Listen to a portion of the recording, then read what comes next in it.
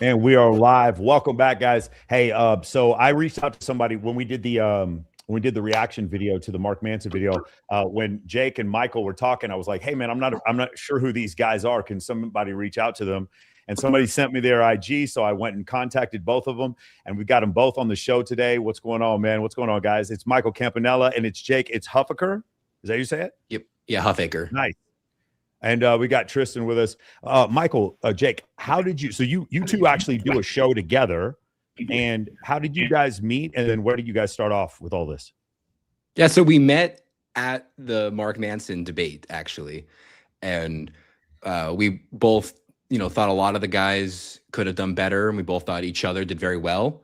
And so afterward, we were talking about it and everything, and we exchanged Instagrams, and then we found out that we both spend much or most of the year in Central Jersey, and we're like, whoa, that's awesome. And so then sort of developed a friendship from there, and the rest is history, I suppose. Nice. And then did you what exactly, because I know both of you do political commentary, what is your main thing, Michael and Jake?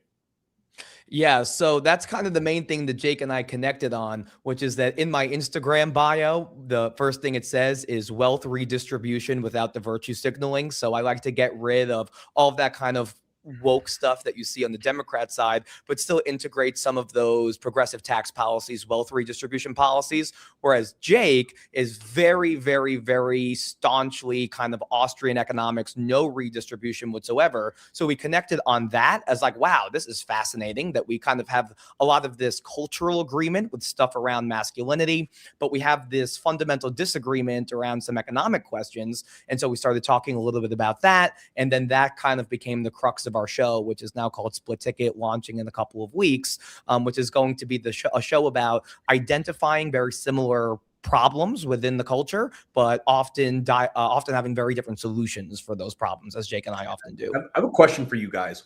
When was that segment filmed versus when it April? was? Oh, so long ago. So long ago. We filmed it, okay. yeah, I think in early April. So they were waiting on it. It was so long that you guys were able to start your own show in the meantime. That's exactly right. Funny. Yeah. So I got a story to tell you guys. So here's what happened. I was at the Sphere, and Millennium was playing at the Sphere, and a guy walks up to me. He goes, "Hey man, I'm a big fan of yours or whatever. I just want to let you know I'm going on Jubilee." It was a Hispanic guy.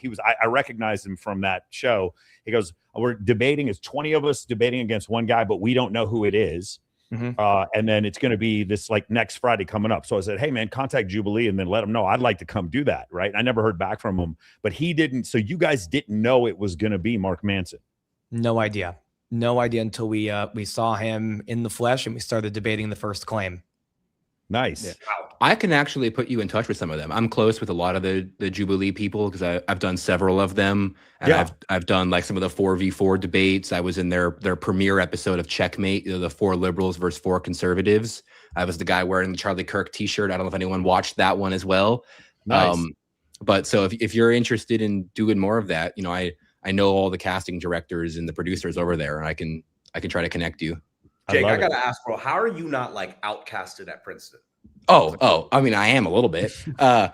No, I mean, I walk around and I get, dirty looks on people's faces. And I remember there was a huge ICE protest and I didn't know what was happening. And I just saw it. So I threw my suit on and I taped a big sign to my chest that said, "I support ICE. Let's discuss." Oh my God. And so many people took photos of me, filmed it. I saw it on people's stories afterward, but not a single person came up to talk to me. And so I'm very involved in the Princeton Tory, which is the right-wing newspaper at Princeton.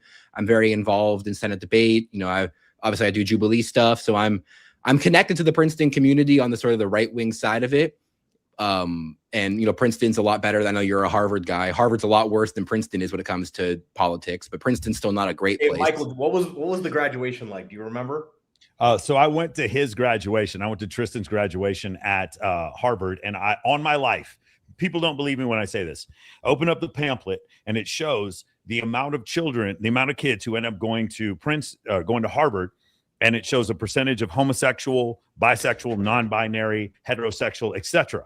And then it shows graduation, and there's actually a higher percent of homosexuals that graduate than the percentage that actually enroll as freshmen.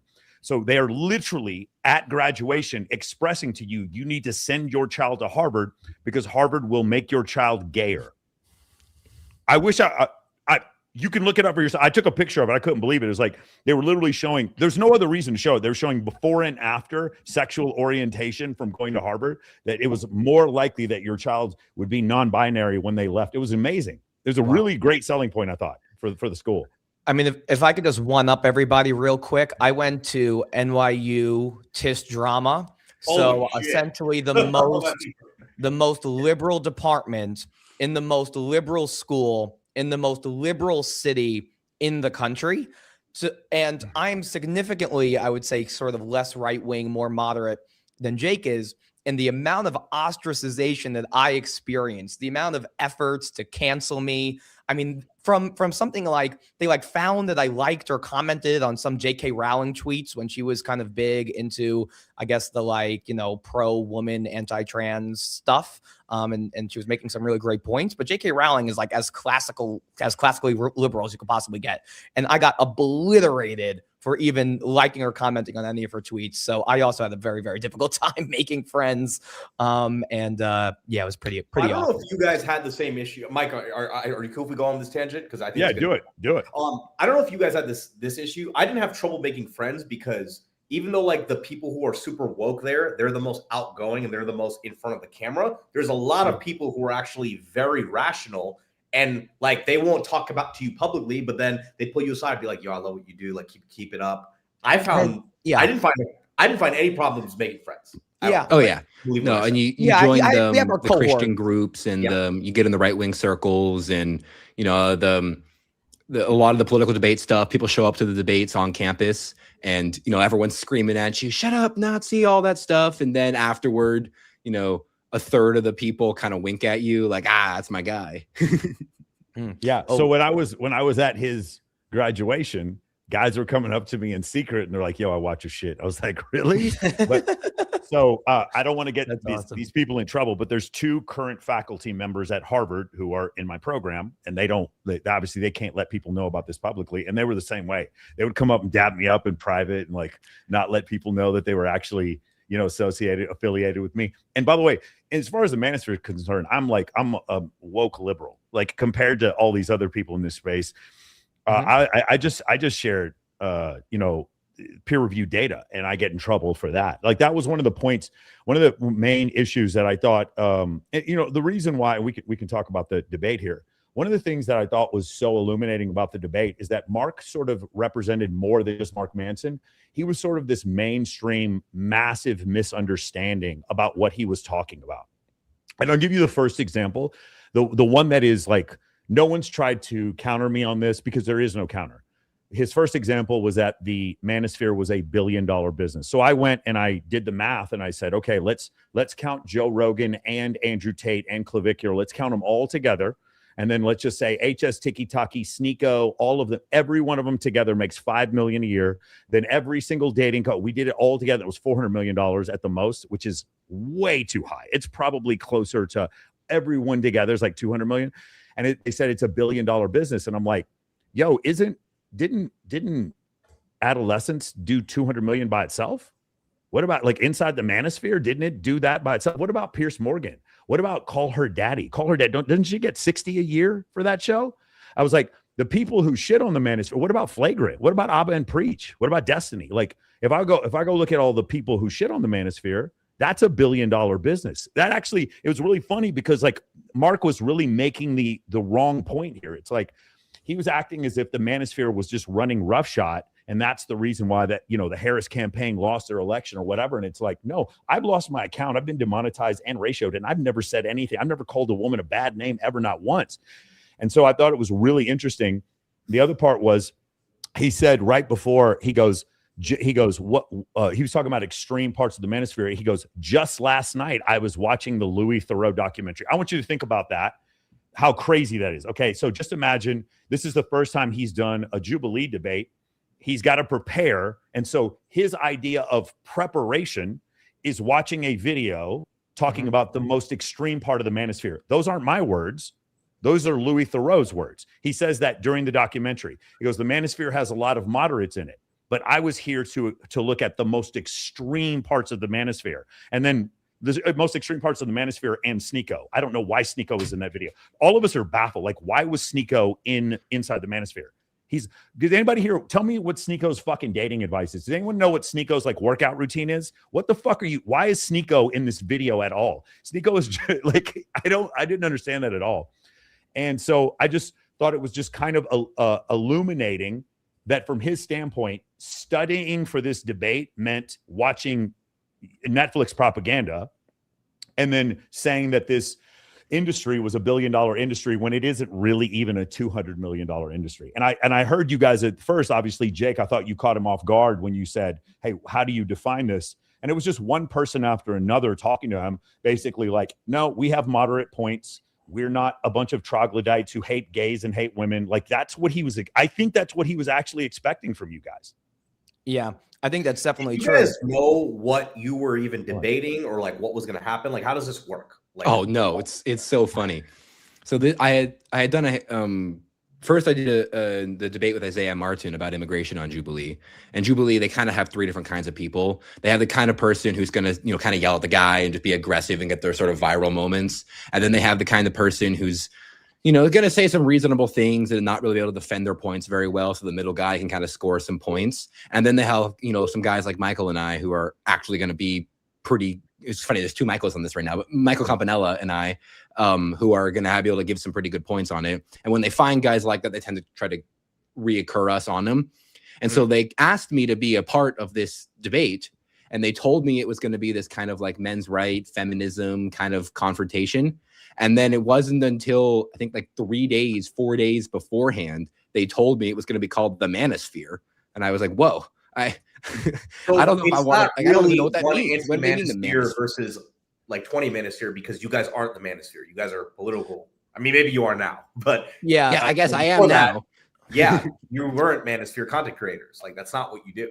No, I've always said I'm a capitalist, a nationalist, and a Christian, or a Christian, capitalist, nationalist in that order.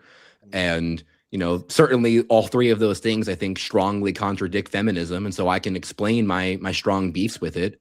But no, my primary thing is laissez-faire, free market, capitalism. Michael, what were you going to say? I don't even really know what the manosphere is. I'm not even sure. This is so great. Hold on. Just time out. This is so great. Okay, so I just want you to know, before you go on, Michael, please hold on to that thought. So you have to remember, there's a bunch of us that are in this space, and I didn't choose to be in this space. I just got thrown in, right? Just like if you listen to Chris Williamson, he complains all the time that people think that he's manosphere. He is, by the way, but he always complains about that whole situation. And so there's a bunch of us in this space, me, Aaron Clary, David Cooley, Rollo Tomasi, Myron Gaines, like all of us, and we're all friends. And when we're just like watching this, and Mark Manson sits there, looks in the camera, and has the audacity to say, I'm Mark Manson, and I'm surrounded by the manosphere. And I'm like, bitch, what are you saying, bro? Like, other than Glenn, like the only guy who was actually in the manosphere there was Glenn Lawrence. Glenn Lawrence used to produce our show. The guy with the guy with the glasses. Yes. Yeah. He used to produce Access Vegas, our show. He used to live here in Vegas. But the rest of them, we had never. By the way, not to be disrespectful, Jake. I thought I'll be honest with you, Jake. You come on, and you ask him questions, and I immediately go on Twitter, and I'm like, I'm watching the first 26 minutes of this, and I cannot believe they're letting Mark Manson look this bad. Like and then Michael, you come on, you do the same thing. And then at the end, there's the black dude in the blue suit with the bald head. And I'm like, oh, I see what they're doing here. They're setting him up. It's like a Rocky Balboa arc where he starts off looking bad. And then progressively, the debaters look more and more ignorant, pro-Christian, misogynistic to the end where Mark Manson actually looks like he's winning the debate. Is that pretty much what was going on? I think that's they rearranged it too. Like, I didn't actually go first in the thing. Also, I was kind of in the middle. The chair, that's not real, right? That's fake, right? Oh, the chair is fake. Yeah. But so like, wait, literally, the order of it, like, they call on you and they say, you're going to speak now and blah, blah, blah. And then they re-chop the whole thing up. One of my interactions with Mark Manson, they removed the whole section of it. What the fuck, and literally, Me too. I think I spoke like 8th or something of all the people, but they moved me to the front so they could do exactly what you're saying, kind of build out that like Rocky Balboa arc for him to get better by the end. Jake, I had claimed this on my first episode of the reaction, and I let AI score my episodes, and AI was like, you can't say that because you're kind of accusing Jubilee of doing everything out of order. And I was like, nah, I think I'm right about this, because the chair thing is obviously fake. If I ran into that poor little girl, we were both running towards the chair, I would clobber that. There's no way Jubilee's going to take that liability. Right. But I thought you guys wouldn't be allowed to talk about it because of the fact that, like, maybe you signed an NDA or something like that. I think maybe we're not supposed to, but everyone who's been on it talks about it sometimes. I quite like Jubilee. Thank you so much, Jubilee, for having me on. Please keep having me on. You know, Sansei, Jake, Matt, all these guys, great people. Jubilee had the left wing bias. I don't know if this violates the terms of it, but we did this when Michael was interviewed by, I think, CBS, where they came with their camera crews and everything like that, but we also were mic'd up too and had a separate camera on us. And in the event that they didn't actually frame us, but in the event that they did, we had everything also recorded and had backup. I don't know if you could do that, but I do think more people who go on Jubilee should do that to get the real thing. Because they'll kill you if you try that. I think, like, the world is better because Jubilee exists. I think it's a phenomenal platform, but there's an element. It's hard to not be disingenuous if you're not releasing it uncut. There's just, like, there's always going to be some bias in what you take in and take out. Mm-hmm. Yeah. No, they're a liberal organization. I'm very glad they exist because they're sort of the pro conversation liberals, but there are bias moments where you're like, whoa, that's not how that interaction happened. So you are saying the chair thing is not real and it was filmed out of order, which is what I kind of suspected previously. The other thing is, I noticed that the SAN fact checker, that was the thing that was probably the most disappointing of everything I watched, because it's clearly done in post. Right. And they have the ability to go back and check certain things. So when Mark Manson says that the manosphere is $1 billion industry, the fact checker doesn't come up and say, obviously, it's not $1 billion industry. When Mark Manson says that the all-time high for suicide in the United States was the 1950s, when it was near the all-time lows, that was the one that was most shocking to me, is that he got that one 100% wrong. And there's no fact checker to debunk him when he states, hey, you know, if you have more sexual partners before you get married, it's a stronger lifetime satisfaction, or whatever he said. And I was like, why doesn't the data on the side pop up? Because there's no data to support that. I just noticed that fact checker was only fact checking the debaters, but never fact checking Mark. Oh, yeah. Yeah, and in that same vein, I saw somebody asked if we're allowed to have notes. So the people who surround the guest are not allowed to have notes, and they're very clear about that. But the person who's being surrounded is more than welcome to have it. So there definitely is a level of bias, and I think that obviously at the end of the day, Jubilee wants to clip farm, and they want those viral moments. The moment that they've been pushing out the most is the guy that you mentioned who made like that used car analogy, which is like obviously misogynistic, and that's the way that they want to present the manosphere. But like I was saying, I mean, Jake and I, we are not manosphere creators. I actually don't know what the manosphere is. Mark Manson and I both kind of agreed that you know, maybe one way to understand the manosphere is as a backlash against some of this gender feminism stuff and some of this demoralization of young men that exists in the culture. But the reason why I talk about these issues and the reason why I wanted to do it is because I care about American culture more broadly. And I think men really need someone to care. And that is the last thing that the culture is doing. The culture denies and celebrates the demise of men. And we need somebody to tell men, like, hey, you guys have a problem. No group has fallen faster in American society than young men, but you are not the problem. And I think that this is an extremely destructive development that has led to, you know, maybe the rise of some of these fringe aspects of the manosphere, which makes sense. Like, I think the manosphere is very healthy in what you guys are doing, but there is kind of this fringe, maybe psychopathic, fascist backlash that exists that I think exists as a response to a lot of that demoralization. And I think that's the part that Jubilee really wanted to highlight or incorrectly say that that's what the manosphere was. Yeah, and I think Mark Manson tries to do those kind of definition games, which I tried to call out to him every time he did it. But the first time he says the manosphere is by definition sexist. And I'm like, whoa, did you just call me a sexist? Like, no. And then he tries to say, you know, the kind of person who says women and feminism ruining society. And I'm like, no, again, hold up. Feminism is ruining society, but women are not. I love women. Women are like arguably the best part of life. But feminism is a oppressive system applied on men. And then he says, well, is that the Matrix? And I have to be like, well, okay, well, yeah, it is funded by the state.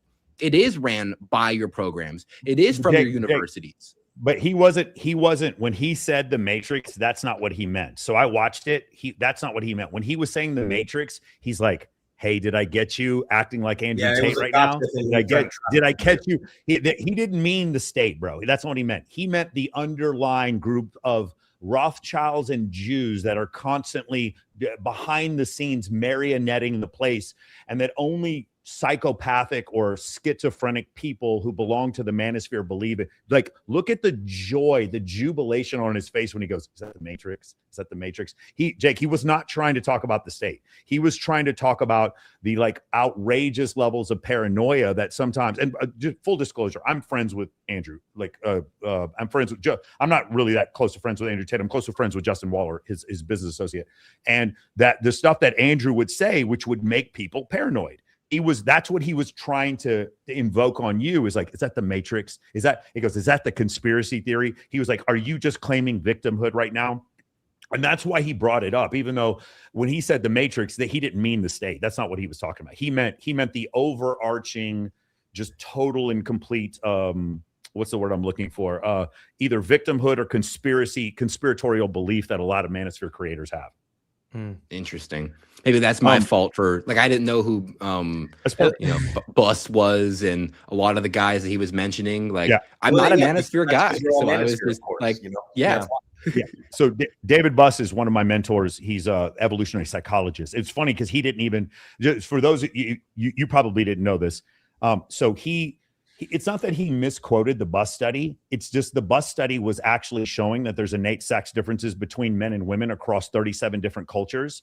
But one of those innate sex differences that they found that would just happen, basically it was a footnote of a footnote of a footnote, is that women across all 37 cultures cherished intelligence and kindness above other attributes. The problem is that they cherished intelligence and kindness in long-term partners. It wasn't attraction.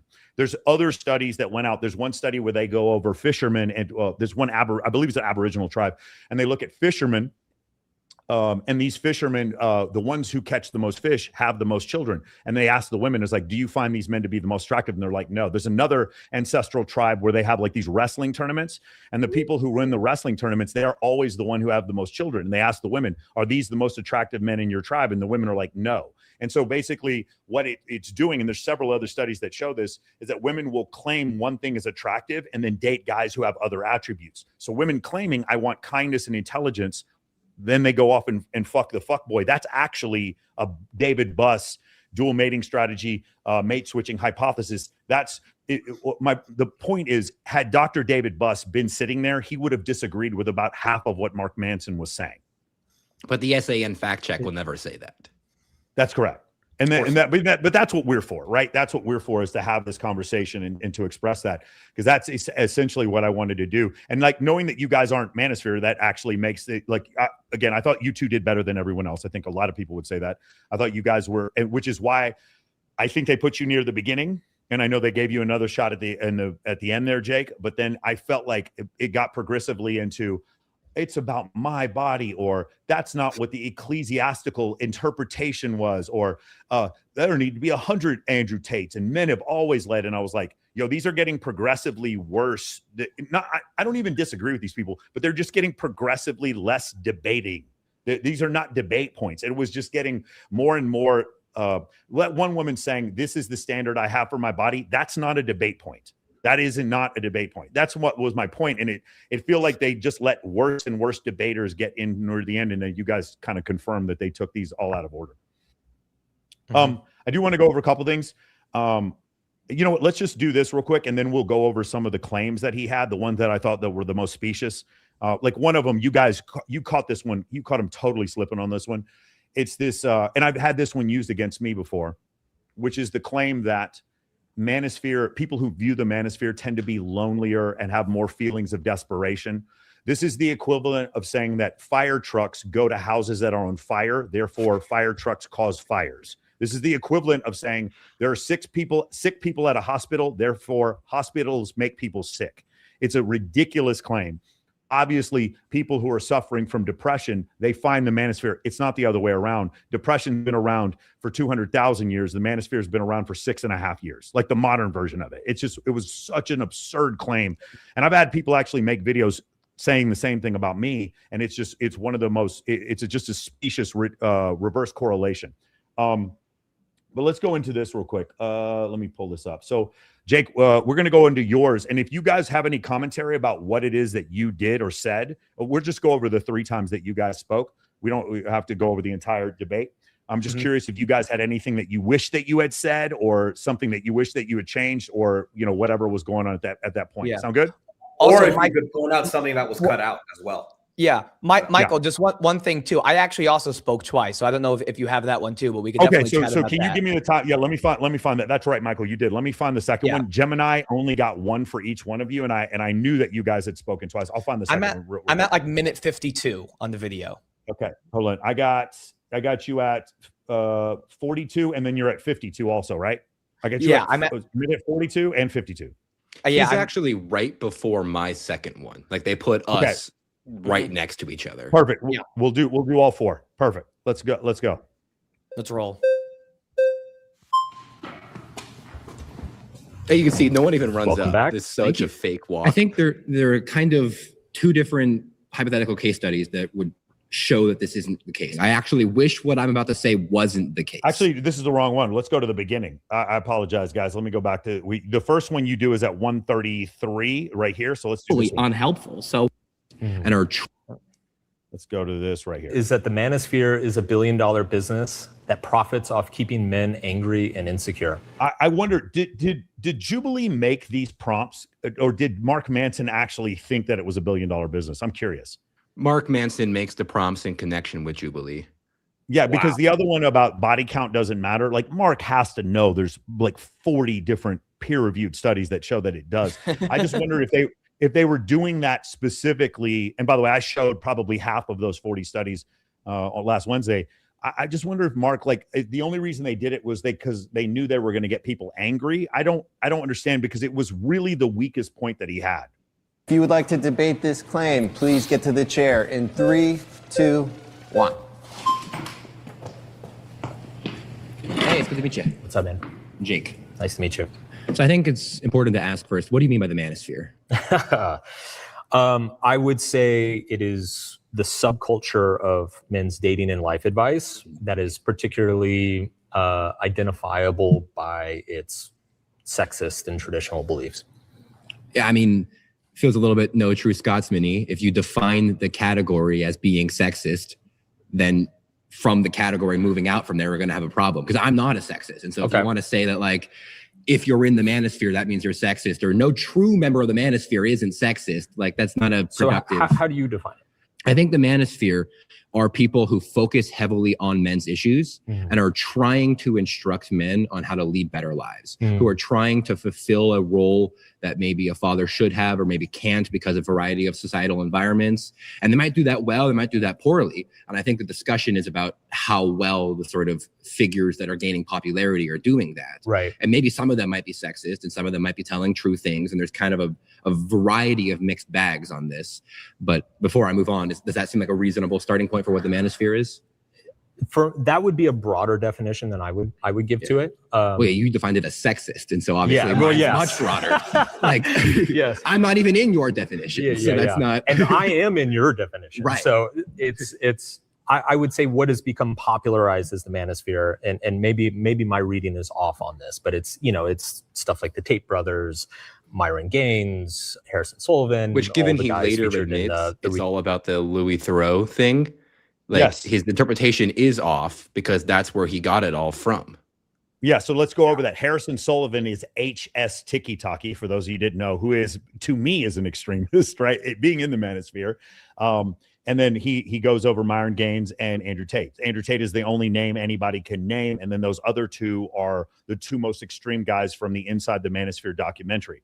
Now, for those of you who don't know, if you guys go back and watch the documentary, one of the things that they say is, this is Louis Theroux saying this, not me saying this. This is the most extreme part of the manosphere. That's really important to understand. So what by definition, Mark has not recognized that he's done is he stepped into the most extreme part of the manosphere and then is confused when you guys come up defending the manosphere in a rational way. He wasn't expecting that because his corpus of information was a piece of propaganda put out by one of the most woke liberal, commentators that there is. Louis Theroux puts out some good work, but he is extremely, like he's a dog whistler. And so that I thought that was really interesting. And you kind of called him out right there at the very beginning. Hey, Mike and Jake, just for context, I have a question for you guys.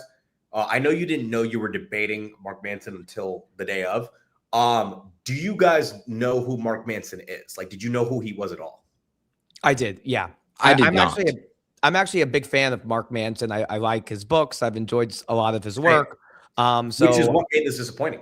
Yeah. And I mean, I think that in general, Mark Manson has been a real rock star when it comes to a lot of these issues. I think he's done good work with men's coaching, and I think he had a pretty great blog on it. So yeah, this definitely was disappointing, but honestly, I was expecting like some 5'2" PhD who's going to be debating me about patriarchy and toxic masculinity. I wasn't expecting a guy who used to do professional wingmanning taking on the manosphere. So yeah, I did know who Mark was.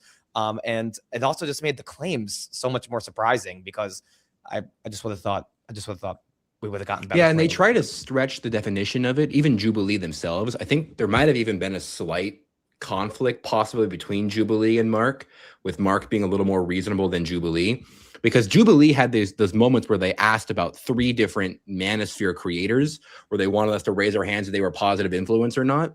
Yeah. And the 3 people they asked us about were Andrew Tate, Clavicular, and Nick Fuentes. You're like, these are 3 very different people. And the moment where you're throwing Nick Fuentes in the manosphere next to, Mark Williamson, just the extension of this is it means nothing anymore. Yeah, that's exactly right. Like, again, Nick is not the manosphere. Here's the part, and I'll play for you guys. There's a clip that Chris Williamson does where he talks about the fact that, hey, listen, women have just gained socioeconomically. In doing so, they've become taller metaphorically, and the group of men that they have to choose from becomes smaller and smaller. And as a result, those men have many more options. They get to have sex with those women, and those women don't get to settle down with those men. And so those women then complain about those men. That is a core belief of the manosphere, but it's also completely true and totally and completely documented by multiple peer-reviewed studies. That's not a bigoted or misogynistic statement.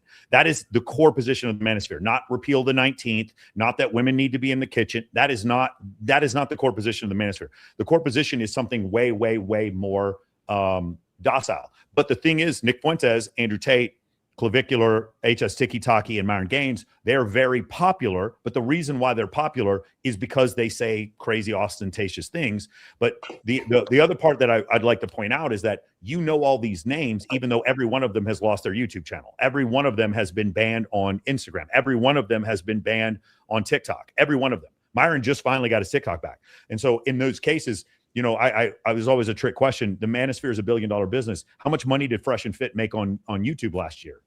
$0.00. They've been completely demonetized. So it is one of the things where I thought that you guys picked out. It was like, Nick Fuentes did not give me a peptide routine. Nick Fuentes did not tell me, to do bench press, push, pull on my workouts.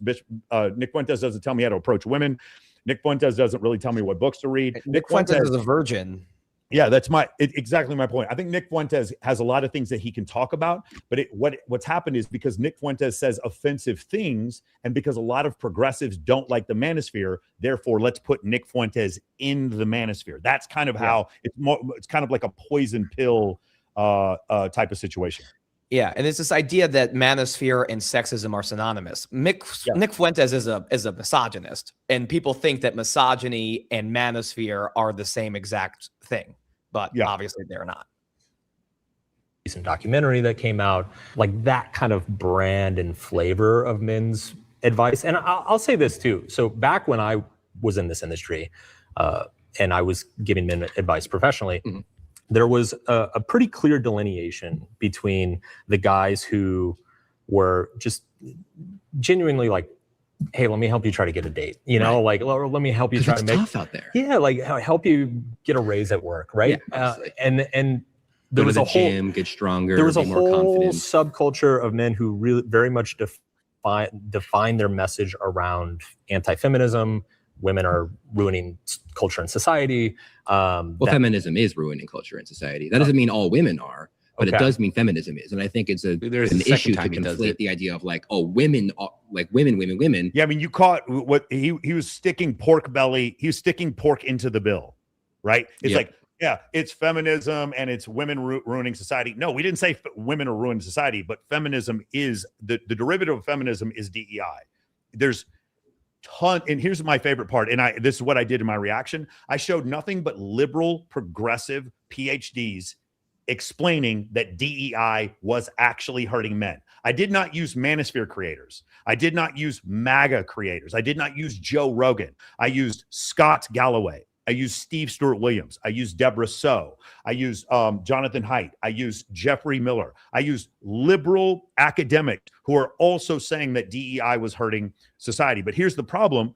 Here's the problem that Mark Manson has. He has to walk this tightrope. Here's the tightrope. Something's wrong with men. Yeah, for sure. Something's wrong with men. Well, what's wrong with men? Oh, it's a globalized marketplace. That's what's wrong. That's why men are falling behind. Is that really why? Let's look at the data. Well, it's DEI. Well, we can't say it's DEI. We got to wave that away because DEI is one derivative away from feminism. That is the third wave feminism is the birthplace. It literally gave birth to what we have as modern DEI. And so the problem is he has to somehow admit there is a problem, say that men are not getting the right antidote for the problem, and then not admit that his side literally created the problem because he has to continue to defend feminism. Because if he doesn't, then he goes back to his home wherever he has with his dinner parties, and people are just yelling at him. And the other thing, I don't know if you guys are aware of this, Neil Strauss. You guys know who Neil Strauss is? He wrote a book back in like 2003 called The Game. He's original pickup artist. And if you don't know this, Mark Manson used to be a pickup artist called Entropy PUA. So he's a pickup artist from 2008 to like 2013. When Neil Strauss, he went on Chris Williamson and he was basically doing this mea culpa. Please forgive me for being a pickup artist. Please forgive me for starting this whole thing. And I feel like Mark Manson is kind of doing the same thing now. He's like, people know that I used to be a PUA, and I just want to let you guys know that I support and respect women and I support feminism. And I think one of the main things that Mark doesn't grasp is that if he was running his 2008 PUA game where he shows massive levels of intent, these are his own words. It's in his book Models. If he were to do that in 2026, he would at best be canceled, and at worst, he would go to jail for the same shit he was doing 20 years ago. He doesn't recognize that because he's been married for 12 years and privilege is invisible to those who have it. And this is a situation where, like, he legitimately, because he's married, he doesn't understand that he would have been canceled for being Mark Manson 20 years ago. He thinks that our behavior is what's getting us canceled. No. I'm not acting like just tiki-taki. I'm not acting like Andrew Tate. I'm just acting like a normal person, and I've been demonetized. I've lost my channels. I've been ratioed several times just for showing peer-reviewed David Buss data. And so that's the part that I think he misunderstands, is that a lot of people are in the manosphere not because they're extreme. They're in the manosphere because they're moderates, and when they're moderates, they're still canceled. Yeah, I think he's got the incorrect syllogisms where he presupposes that if you got canceled, you must have deserved to be canceled. Yes. And then he has to backfill in a reason to dislike you. But he doesn't understand that the left-wing institutions are coming after regular people because they themselves are not regular people. And if they want to push irrational, insane ideologies on you, if they want to convince you that men and women can, become each other, if they want to convince you of all of these radical reshaping DEI programs that are anti-male, that are anti-white, that are anti-success and anti-West, these are irrational positions. And so they have to remove rational people. But Mark doesn't understand that they're removing rational people. He assumes if you were removed, you must have been removed for a reason. Hey guys, let me ask you a question here real quick. Did you see this comment that he made after the interview? Can you read this? Let me read it. Hold on. What? Can you believe this? This is what I'm talking about. This was an experience. Thanks for having me. I would just like to say, as despicable as some of the views shared here are, I do think it's important to engage these guys and listen to them I truly believe men are turning to these ideas when they feel they have nowhere else to go. Best thing we can do is to give them a better place to go. How insane is that? So guys, what I'd love for you to do is help me out here and name all the despicable things that Mark Manson was told during this debate. Can you guys name any? Can you name even one? What did someone say to him that was despicable? I understand, like, you refusing the analogy of the used car. That's fine, but is that despicable? Is that the word you need to use? Because I can show you the end of this debate. That's the worst one that I heard. But at the end of the debate, did you guys see at the very end of the debate? He goes, "Hey, these guys were agreeable, and we agreed on a lot." Do you guys remember that little vignette they do at the very end? How does he go from that in April to now here in July? It's despicable. How do you think that happens? I think he saw us and he liked us. He did. Then, he spent, several months reminiscing on and thinking about it, and remembered he had to give the mea culpa, and he forgot the reason he did this was to avoid the alligator that's eating everybody. And the best way to do that, he thought, was to try to eat us. And he turns around and says, you're despicable. And frankly, as far as I can tell, I think the closest thing to despicability that happened in that video is him calling normal men despicable. Like, no, flip it on him. How dare you say that about us? I just want you to consider how insane this is. His most popular book is titled what? Do you guys know what it's titled? The Subtle Art of Not Giving a Fuck. Is that his biggest one? What in the world would cause you to write that word despicable? Why did you leave the studios with Jubilee? Why did you leave? And when you left, you were like, hey, these guys seemed like they were really agreeable. They seemed like they were really cool. Why would you say that when you leave? And then a few months later, you have to write these viewpoints were despicable. It's because you give a fuck about what other people think. It's the ultimate irony is the author of The Subtle Art of Not Giving a Fuck gave so much of a fuck that he had to dog whistle and gaslight. He had to virtue signal so hard. If he had said some of these viewpoints were offensive, that's your opinion. That's totally fine. If he had said some of these viewpoints were distasteful, that's a little bit closer to the edge. Despicable has a very different meaning. And I didn't see anything. Like, I really tried to put my liberal hat, like my offended glasses on, and there was nothing I even thought was halfway despicable. Anyway, I agree with you. I thought that was interesting. I wanted you guys to see that, but I just think it's just that was what I was talking about. It's like at the end of the video, he looks like he got along with you guys. At the end of the video, it's like, hey, it feels like we found common ground. But then the people that he goes to dinner parties with back in New York, they can't accept this. And he recognized, like you said, he forgot the reason that he went there. And then he goes, Mark, you looked a lot like you agreed with these guys and that you got along with them. No. Let me leave this comment. Despicable. That's what I'm talking about. That was the part that was most upsetting to me, is when I saw that, I was like, come on, Mark, you had a good time. You talked to some people that were way more moderate than you expected. And now you recognize the feeling that it left. And so you have to go off and do some more. Sure. This is the philosophy of feminism. Because you could have male feminists who I think are often more destructive for culture than female feminists are. Yeah. And you could have. Can you go into that? Because I've done several videos on this. I'm just curious. What do you mean by that, Jake? Male feminists are more destructive than female feminists. I think there's kind of different ideas of there's sort of different kinds of male feminists. There's, on one hand, there's the kind of almost rapey male feminist, the kind of guy who, wants to just kind of say what she wants him to say. And, it's the. You mean every guy at Harvard and Princeton? You mean? Oh, yeah.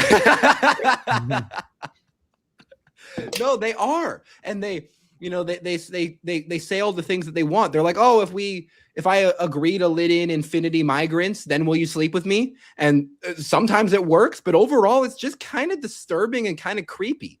But then there's the other kind of male feminist, which is the kind of male feminist who has kind of succeeded despite the DEI, who is up there and wants to pull the ladder up real fast, who wants to make sure that it's sort of this like intersexual competition idea, that he wants to be around women, doesn't want to be around the men. And he kind of pushes the DEI ideas very hard because he either is apologetic of where he got to, but will never give up his position, or because he doesn't want other men around him. And it's this very insidious kind of almost incestuous destruction of the West. And I think these people often feel a lot of self-hatred and hatred of their father and of their homeland, of America. And I think these kind of, when you have like a female feminist and you look at her and she says, you know, I want more things for me and my people are women. I disagree with her, and I can sit down and I can talk with her and explain why I think this is wrong, but I can kind of get where she's coming from. And I have a lot more sympathy for someone who wants to help women, who is a woman. But the kind of person who is a man who wants to push these DEI programs and destroy other men and destroy himself, there's just something about that it rubs me the wrong way, and it's rapey at best, and it's almost genocidal at worst. Yeah, I mean, I saw this for people who. Well, yeah, I was saying Jake, I saw this so often when I was in college, and I honestly don't think not even half. I don't think 90% of these guys actually believe what they're saying. Like deep down, if I actually pulled them into the locker room, pulled them to the gym, and actually had them talking, they would say the opposite of what they were saying. And honestly, like, they're just trying to get laid. Like, it's simpler. It's the simplest answer. And I think that is the answer. That's what most of these guys are trying to do. Let's talk about specific example of this. Graham Plattner. Let's talk about Therapy Jeff. Let's talk about Derek Jackson. Let's talk about Justin Baldoni. The problem isn't like men do creepy things all the time. They do stuff that's inappropriate. That's fine. My point is, these men in particular, why I agree with you about them being dangerous is because they're using their allies to get close to women. And they have to use their ally speech to get close to women, because in junior high and high school and young adolescents, they never learned how to talk to women. So what they do is they desperately seek the approval of women on social media by saying, it's all men's fault. And all the girls are in the comments like, yeah, you go. This is what I imagine happened to Therapy Jeff. I don't know if you guys know who Therapy Jeff is, but he's this guy who basically, it's horrible. Every single person he believed all women, male feminists, whatever. And then he got hit up with sexual misconduct allegations, and he took himself off the air.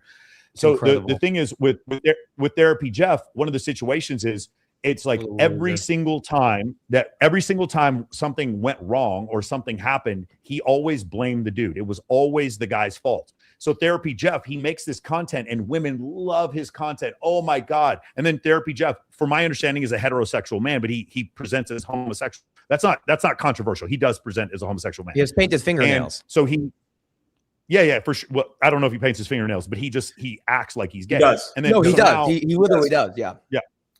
Yeah. So now here he is. I want you to think of Therapy Jeff, and he's sitting here and he's doing these videos. And then he probably goes to a dinner party out in Portland, and he sees these girls like, oh my God, it's Therapy Jeff. He's our gay friend who, like, he says all the things we like to hear on the internet. And they get close to him, and Therapy Jeff's like, I don't know how to talk to women. Let me make my move now. And the girl's like, yo, what the fuck are you doing? Why are you touching me, creepy Therapy Jeff? Because Therapy Jeff doesn't have game, frame, or has no concept of how to actually talk to women in an intersexual dynamic, and even thinks the idea of learning how to do it is misogynistic. That's how someone like Therapy Jeff is so uncalibrated, he ends up with a sexual assault charge. Same thing happened with Justin Baldoni. Imagine being that good looking and that famous. You don't learn how to talk to women. What you do is you bulldoze women with your fame. And in this case, let me say one other thing. I don't care who this offends. I've said this a million times. Justin Baldoni, you told me to believe all women. So out of respect for you, I believe every motherfucking word that Blake Lively said about you. I believe you showed her nudes. I believe you wrote scenes so that you could make out with her. I believe every single thing she said. Out of respect for you, Justin Baldoni, I believe it. I think there's conservative men who do inappropriate things with women, but they're conservative. Like, they aren't pretending to be allies to get close to women. I agree with you totally. Male feminists are quite simply the most dangerous sexual predators on the planet. It's absolutely true. One of the biggest contributors to the Clinton campaign was Harvey Weinstein. Like, it absolutely is the way this, you talk about Matt Lauer and like all the stuff he was doing. The same thing.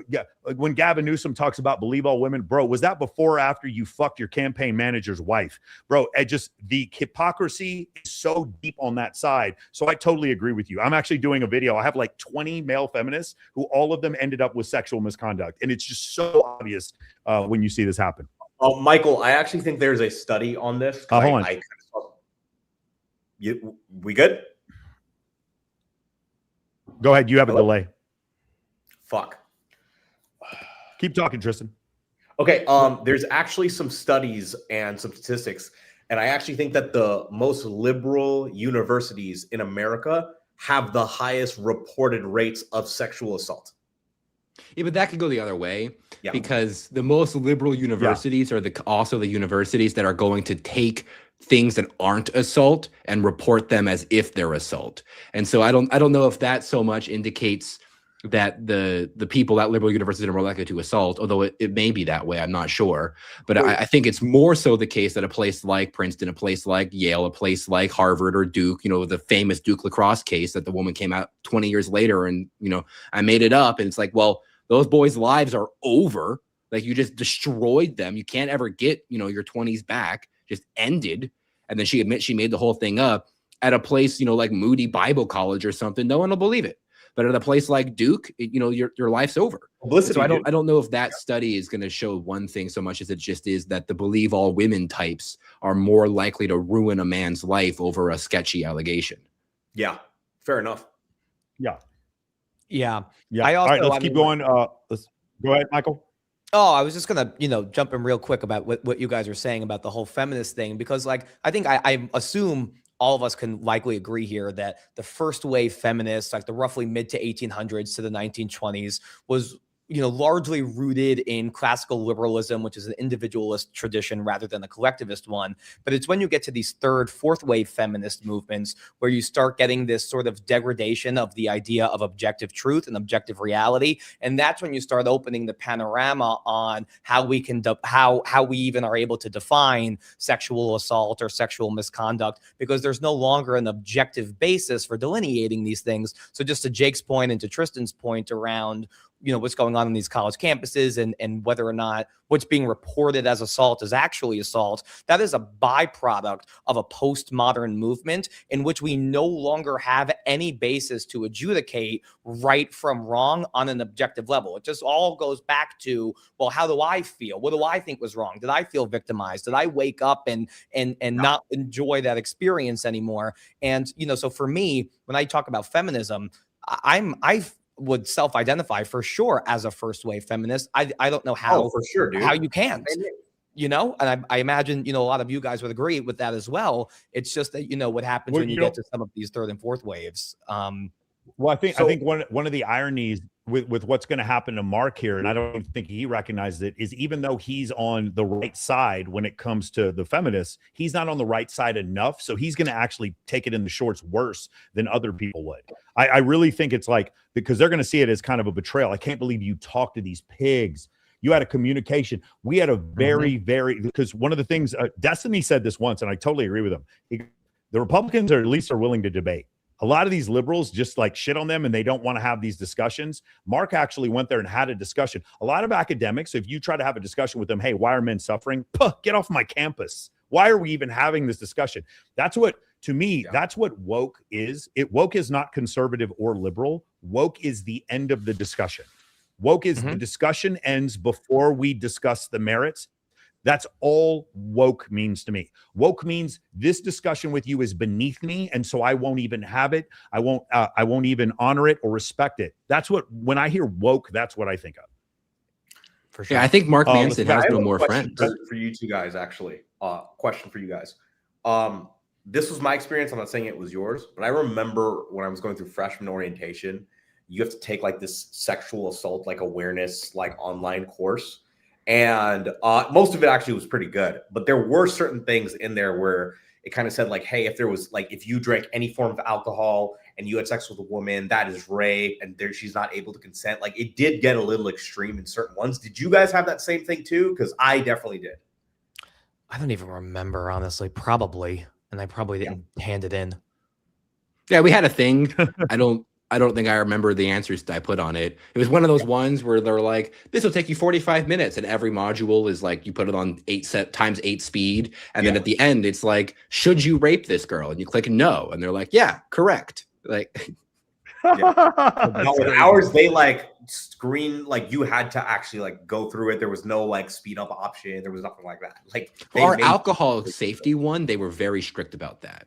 Yeah. And Princeton is very tight on alcohol, where they'll like mess you up if you're 19 and or even if your roommate has someone over and is like they're drinking alcohol and one of them is on, like if your roommate throws a party and you don't even know about it, but it's in your room, and one of the people was 20 years old and had a sip of alcohol, you can get probation. And like they're crazy on alcohol. Oh, so they're completely against underage drinking there. Yeah, like super against, like religiously they'll mess you up. Wow, I didn't know that. When I was in the military, I remember the first time we had this briefing. They brought us into a room, and I'm not married, so what didn't really affect me.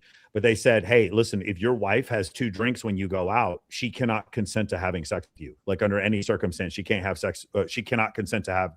I'm in Georgia, and I'm looking around, and I'm waiting for like one of the colonels or somebody like one of the majors to like step up and say, "Hey, this is fucking ridiculous." I'm not married, so I don't care. But I was looking around like, "Hey, obviously what they're saying is ridiculous. Does somebody want to say something? Like, I don't understand. What are you talking about?" Yes, she can consent if she's had 2 drinks. She's your wife. Like that's how this. And it was one of the strangest things that like we just let things go down this path. And this is what I say.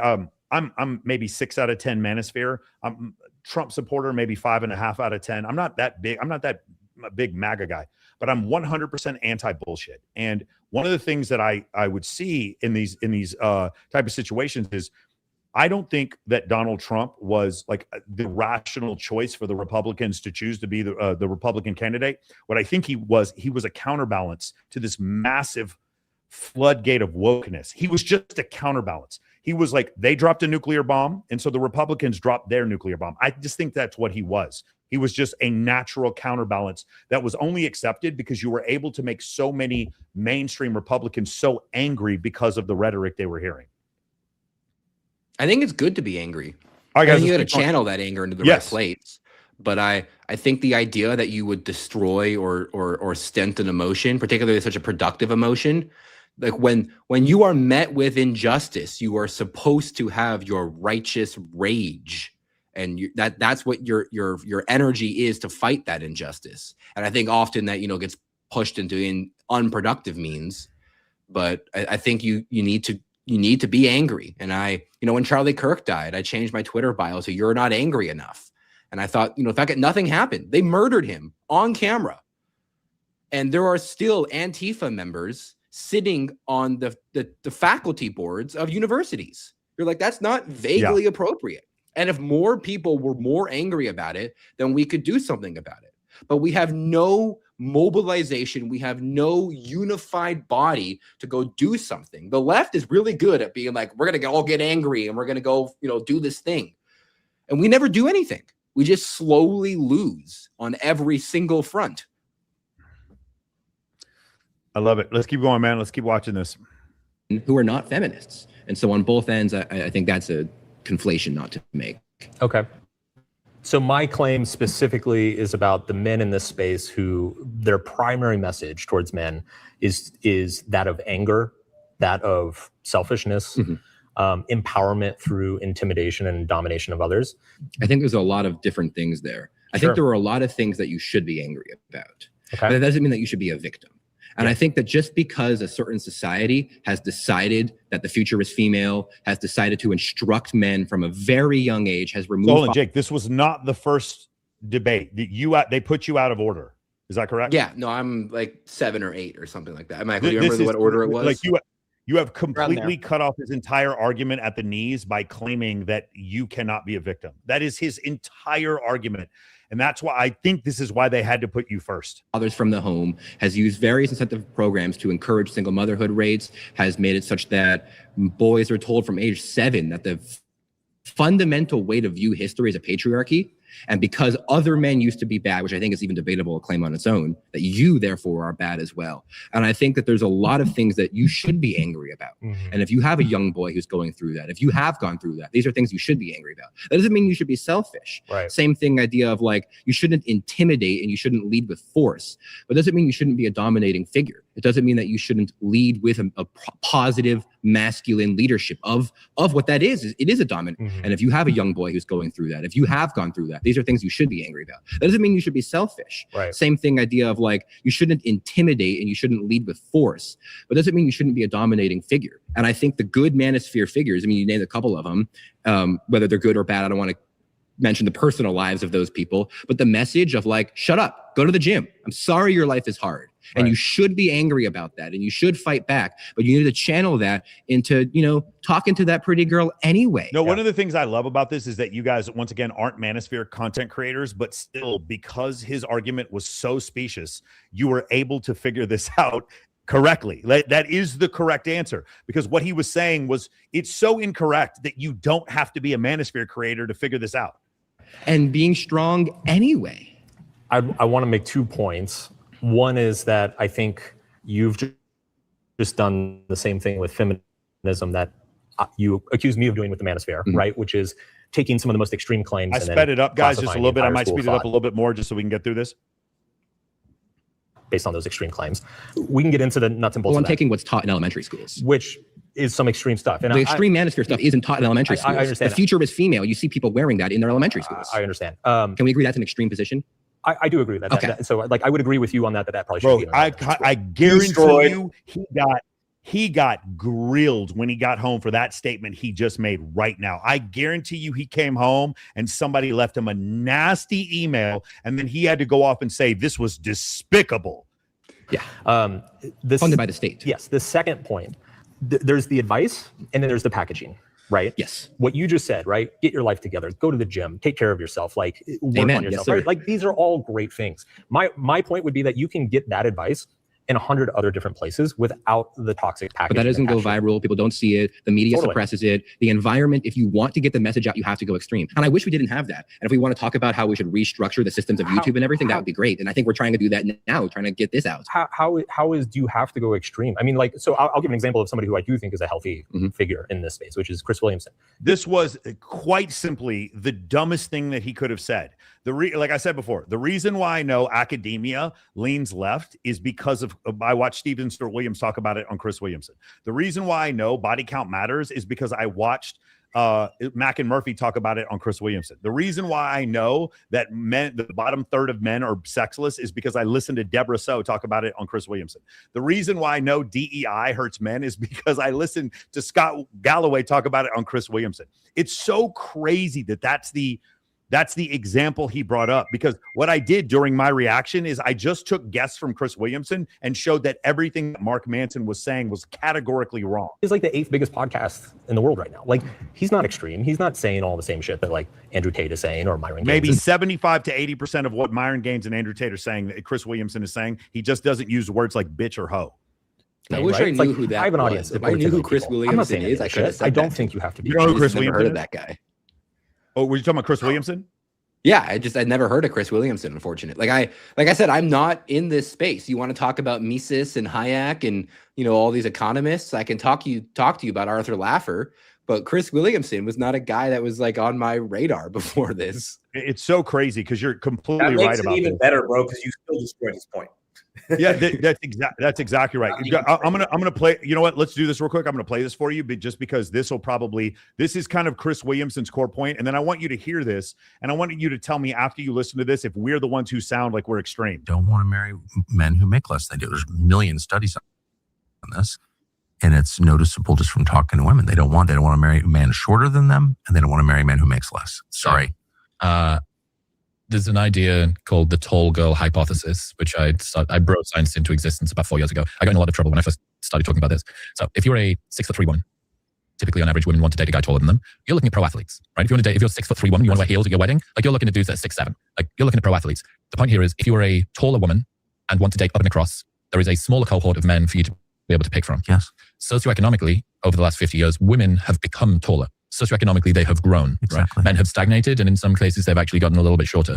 What this means is, if women on average want to date a man who is as educated or more than them, and as wealthy or more than them, but women are now out earning and out educating men, you have an ever increasing group of high performing women competing for ever decreasing group of ultra high performing men. Yep. Now these guys have got unlimited options, so they can use and discard these women as they need. Yes. These women feel You hear this is Chris Williamson. They can use and discard these women as they need. This is him, bro. It is verbatim.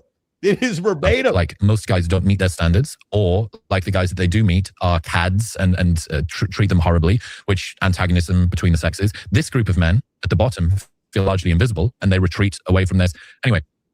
No, not anyway. That's a really succinct and smart description of like the central problem. That is it. Like what he just said is exactly what we're saying, but Chris Williamson said it. And that's why it's so crazy to me that that's the example that he used. No, the reason why I know all these problems exist is because I listened to Chris Williamson. And I think, again, Mark is just, he's lost the plot when he says stuff like that. To get it.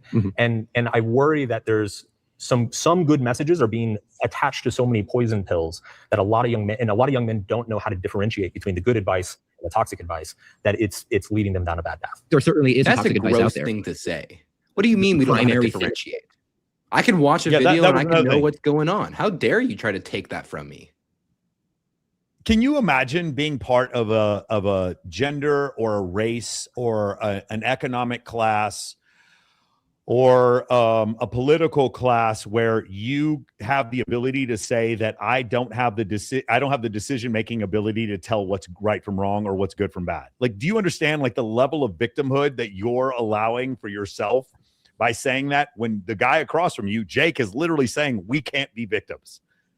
Learning from these, I don't think that's true. If you're gone down the rabbit hole and you're watching, 6 hours of Myron Gaines and 4 hours of Andrew Tate, and you're watching Clav streams all the time, these people, that's not the majority of people who are involved in the manosphere. Totally. That's not what's happening. The things that you're getting from these people are saying, you know what, maybe you should put more interest into your look. It's not everything, but obviously your look matters. And maybe you should go to the gym. It's not everything, but obviously the gym matters. All of these messages may be packaged with a more extreme idea to it. Sure. But the extremeness is how you go viral. And someone like Chris Williamson and someone like yourself, these are great people, but you guys aren't being the number one talked about person on the internet. You guys aren't changing the fundamental way that people view their. Chris Williamson is the number one person talked about on the internet because he is stating things that are clearly pro-manosphere, even though he doesn't want to be acknowledged as part of the manosphere culture. And I wish you could, but the internet isn't set up for that. We're also not doing it because I don't think it helps. So for example, a Movember survey from 2025 found that young men who regularly consume manosphere content or masculinity influencers were this is one of the saddest parts of the whole thing, and I mean like truly disappointed. Look at the SAN fact check. The Movember study called "Young Men Health in a Digital World" did find that young men watching these influencers reported significantly higher levels of worthlessness. And again, my point is that's like saying a fire truck goes to houses where there's fires, therefore the fire truck causes fires. This is a specious argument, and it's one of these things that I honestly think is beneath Mark. Mark could have just thrown this in Grok or ChatGPT and be like, does this mean that manosphere is causing this level of depression? And of course it would have shot back and be like, no, you've just done reverse correlation. Likely to report feelings of worthlessness, extreme sadness, and extreme anxiety. That's backwards causation. It's the people who are feeling extreme worthlessness are looking for someone to teach them what to do. Even the don't see SAN that same fact correlation check show has up in to other, point that out. These correlations were not given a definitive causal relationship by the study. Like, it's so egregiously absurd that even the Jubilee SAN fact check has to be like, I don't know, Mark might have been a little bit off on that one. Yeah, that one is page. quoted so often, and it's just so wrong. And that's the part that's so crazy. It's like, can you imagine? It's a self-help community based on helping men not feel depressed, and then depressed men showed up. Therefore, it's the self-help community's fault. He's like, well, these other self-help communities don't have that. Really? Like you don't have a self-help group where a bunch of real estate agents are trying to commit suicide? Really? Shocking. I didn't realize that. You mean I have a self-help group where people like learn how to do TikTok shop and they don't need help to call 988? Seriously? Like, it's just such a ridiculous argument. Like, that's the reason we're here in the first place. Self-help genres, though. Well, that was self-help. I just said that, and now there's going to be a little warning under my YouTube video talking about if you need help, call this number. Watch. Genres don't help almost always. They're almost always feel-good nonsense. If you're told you're good the way you are, you can do whatever you need, you're a magic special person, that's the kind of thing that someone who is looking for that kind of experience. Right. The person who is feeling bad needs someone to tell them, yeah, you are feeling bad. And you need to grow up and you need to get strong. And so the correlation is holding you down, and it's well, it is. We just agreed that elementary schools are do you to see oppress how he men at the tried age of 7. Is that the Matrix? He tried to corner Look at Jake it. there, Hold he on, tried to guys. trap him. Do you see the look on his face? He's like smug. Look at him. Everyone- I gotcha, everyone he look at- thinks. This is hold on, we'll turn the closed caption on so you guys can see. This is what I was talking about before. Watch his face. It's holding you down, and it's Well, it is. We just agreed that elementary schools are trying to oppress men at the age of 7. Is that the Matrix? Guys, is that the Matrix? This is his whole point, is that he got all of his information from inside the manosphere, and he was just waiting to dunk on you with this one point. Is that the Matrix? And by the way, you're not a manosphere creator, so you don't understand the context of why he's saying what he's saying. But look how fucking happy he is. That's the problem. Yeah, the state funded by the Also, state. Of course, it's the he Matrix. can't Is this a address federal Jake's policy that's point, held- so he has to deflect to saying the Matrix, even though what Jake said was absolutely true, which is they are pushing this in school, and they've been doing it for decades now. And he couldn't refute that point. Year olds that the future is a woman. It's in every elementary school. We just agreed on that. I did not agree it's in every elementary school. Not every single one. I agree but it's in some, and it's probably They cut a the thing out doing right of- here. of Right certain here. far left There's a teachers and educators. conversation begins that in the far- didn't happen in the video where What was I the talked conversation? about, because I said it's in every elementary school. And he goes, I didn't agree to that. And I go, okay, not every single one. And then I wanted to explain that there are some elementary schools that haven't been fully taken over by this culture. But overall, it actually is policy that is instituted by the state top down into the school. And so while, yeah, it's a slight hyperbole to say every single one, but overall, it's in the vast majority of them. And, anecdotally and scientifically, whatever system you want to look at it, you go to any elementary school you want to. And almost certainly you'll find it there. And we had this little back and forth about what it means to be in every single one. And they just removed that. The one like semantic gotcha that he kind of had on me, we actually pulled it apart and it didn't go well for him. And that's the part they cut out. Crazy. left universities, which are funded by the state and are structured from the top down to oppress. So the structure isn't natural. To bring it back to my point, which is that you just made the point that a lot of self-help advice is bullshit. Oh, almost all of it. Garbage, right? Let's take like The Secret, right? Law of attraction stuff. Do you agree that that's kind of ridiculous? Because I do. Law of attraction, I'm not sure exactly how that works. It's like if you just believe that you deserve something, the universe will give it to you. Oh yeah, that's nonsense. Okay. But it is the case that you can fake it till you make it, and if you act as though you have it, you might be more likely to get it. Perfect. So we agree on that. So that's a perfect example of what's actually like kind of a good piece of advice, but then it's packaged in this ridiculous cosmological, like, oh, the universe's energy is going to serve you what you deserve and all this shit, right? It's almost a health and wealth gospel, which is a violation of the Christian heresy. Basically. But that gets millions of people to start focusing more on their goals and dreams. So my argument is that the manosphere is doing the same thing. It has all of this ideology around the matrix and the system is oppressing you and you should be angry and all this. Well, you should be. So get up and clean your room and go to the gym. Yes. So it's good advice packaged in this like But the package that you just said that you should be angry is the correct package. Because I'm angry. Pause there. You've been voted out by the majority. Great talking. So some of them ended, and then some of them you were voted out. Why do you think that was? Or was that already set up? It was like a timing thing. Like every voting is issue gets like 20 Voting's minutes. fake.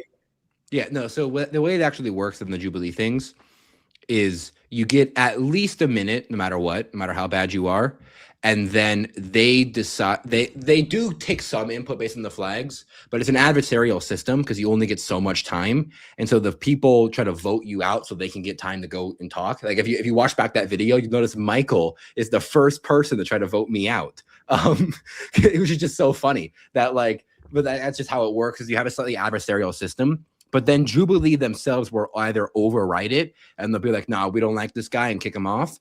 Or they'll say, actually, we want this to keep going a bit longer and keep running it. And then when they're kind of tired of it, then they just move the person on. And so they have a slight influence by the people in the rest of the circle.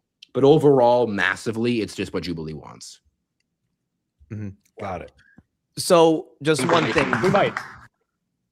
Go ahead. Oh, sorry. Yeah, just before we move on, because I guess this clip is nearly over. I just wanted to, because a lot of what we were talking about is some of the reasons why men have fallen so quickly. And obviously, Mark Manson was suggesting that it was the manosphere. But I just thought that it would be helpful in this moment, since we weren't able to talk about it in Jubilee, to talk about why some of those things were. So it's obvious that women have gotten better over the last 50 years steadily. This is completely undeniable. And there's a few reasons for that.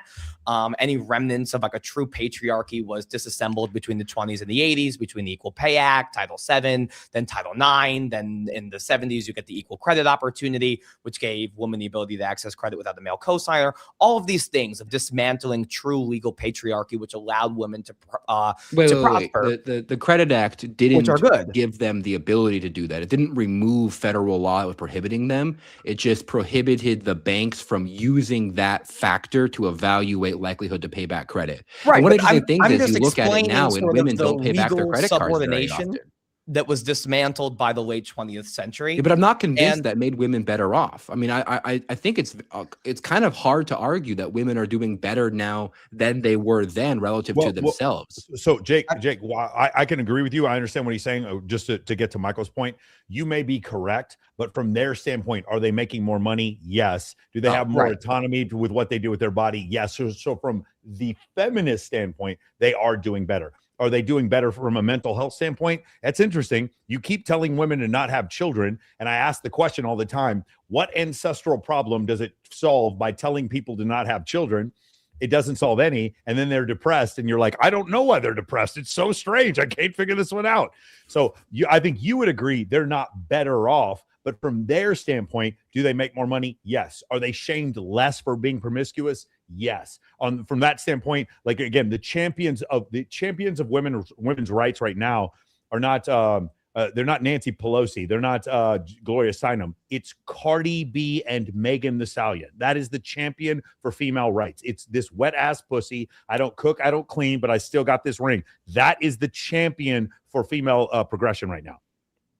Yeah, and I think that, the fundamental point that I was making, whether we get into the semantics of the equal credit opportunity, is it's just sort of this dismantling of the legal subordination that took place in that late 20th century. And I would say that those changes are certainly not what led to men losing ground, because around that same time, there was also an economic shift taking place where there was less demand for physical labor and more demand for social-based careers, which allowed the pipeline of success to shift more towards women who graduate to more people-based careers on average, which is a well-documented statistical finding. I think there was a meta-analysis done in the early 2000s of over 500,000 participants, which found women's scores considerably higher in social interests and artistic interests. So the fact that we had this shift in the economy, it kind of replaced a framework in which there were very clearly delineated roles for men and women within the economy.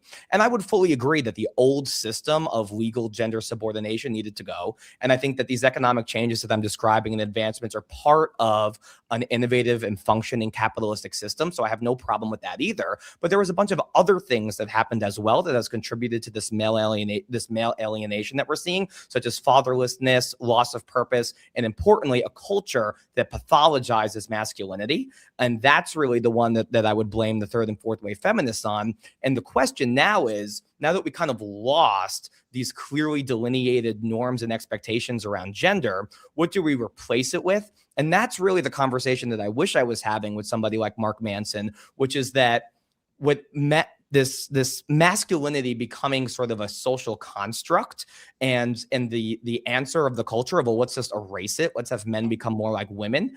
Obviously, that's not the answer. So now the question is, what do we replace masculinity with? And that we never got to that because we had Mark Manson arguing that actually it is the manosphere that is holding men back. And that gets in the way of what is a really important conversation that we just never got to have. Yeah, that's one of the reasons why I wanted to have you on here, Michael. I'm about to pull up your clip, and I felt like you were getting to a lot of points very quickly, and he didn't address any of them. Yeah. So if we can, let's get to that right now. 1 second. So let's see, which is this going to be, the first one or the second one? First one. Got it. How you doing? Hi. Nice to meet you. Great to meet you. I'm Michael. So when you say woman's body count doesn't matter, I just wanted to ask if there are any conditions or qualifiers to that, or do you literally mean it doesn't matter? Whether if she's a virgin or if she slept with 197 people just last month, it's totally irrelevant to everything. You shouldn't take it into consideration at all. I mean, obviously, some people are going to have a certain value. Like if you're religious. No, bro, answer the question. That drives me crazy because you were asking the right question, Michael. And we're on a limited time here, bro. Like, come on. We got to get to some stuff. Like, I just want to qualify. Here we go. Like, Mark, would you rather your daughter meet a guy that she's in love with? Maybe she slept with like 4 or 5 people in her life, or have 197 bodies. Which would you rather have for your daughter? Or is it irrelevant? Some people have religious beliefs. Mark, please, bro, do not hurt your back from moving the goalpost. That was so crazy the way he dodged this question. Just for instance, or if you have like certain social beliefs, my point around this specifically, if I'm going to clarify the claim, is that it matters if you're a single man and you're meeting a woman, on the list of things that you should be concerned about, that you should be worried about, it is so low on that list that you shouldn't even think about it. You should be primarily concerned is I don't mind Mark having that opinion for Mark, and I know some other guys that have that opinion. The problem is the data does show overall, like a population growth, like there's significantly higher likelihood of divorce and cheating if someone's been with more people before they get married. This is true for men and women. There is some non-peer reviewed data from like the IFS that actually shows that it's worse for women than men. The problem is he just hand waves that away. And I'm curious, did anyone bring up any of the data other than that 2016 Huffaker report? Was there any data brought up? No, there wasn't. I mean, I brought that one up, which I think is a really important study. But then there's so much other data around this, which I'm sure you bring up a lot, yeah, Michael. We put up 20. I pulled up 20 studies. So here's the funny thing about that Huffaker report that you were bringing up. That was 2016. Yeah, and it was done by the IFS. From the University of Utah. That was from the IFS. He did another one in 2024 that was peer reviewed, that didn't have the same anomaly. So what San was pulling up was the first one from 2016, not the second one from 2024 that actually verified the findings. The problem is this, right? His argument will be like, well, yeah, all these studies, they show correlation, but they don't show causation. And what I would have said to him if I was there, I was like, okay, that's fine. Then show the opposite correlation. Yeah. And then there's another study. I'm sure you'll know which one it is, Michael, but it showed that people who score higher in dark triad traits, specifically psychopathy and Machiavellianism, tend to prefer short-term mating strategies, have more sexual partners on average, and be more comfortable with kind of casual, low commitment sex. I think it's called like the fast life history strategy. Yes. Is that what it is? Okay. Yeah. So that study, I definitely am aware of the study. It's so good you brought that up, Mike, because I know you guys obviously like didn't know too much about Mark Manson, or I mean, I think one of you did beforehand. But you have to understand, like, from the community that me and Michael are from, like, he's very well known. Like, he wrote one of the greatest self-help books, I think, of all time. The problem is in my opinion, in my humble opinion, the thing like that you said, Michael, about dark triad traits, getting more short-term sexual partners, and them actually being viewed as more attractive, he, as a dating coach, as a male dating coach, should know that. And I think he does know that. And I think he's purposely hiding it and not telling the truth, because as somebody who was in that community, he would know that from just going out. Of course, 100%. You know that. If you're just a dude who's been around women at all, if you've spoken to more than 7 women, you know that. Like, it's just an immediately obvious pattern. You don't like I said, I'm not in this community. I don't know who Mark Manson is, but like, I just know that women are attracted to certain traits and not to others because I've been around. Like, I've spoken to people. We knew this I've interacted with normal people. We knew this before the manosphere existed. We all knew this. Yeah, it's like you kind of just look at it, but you go, "Oh, come on! You don't really think that." Like, and one thing I want to just stipulate here that I think is super important as well, and I didn't get a chance to say this in the debate, and I wish I did, is that in my opinion, these are equally true for men and women, which is that repeated short-term sexual encounters can fragment the ability to form deep attachment. Stable monogamy is a strong predictor, if not the strongest predictor, of life satisfaction, long-term meaning, happiness.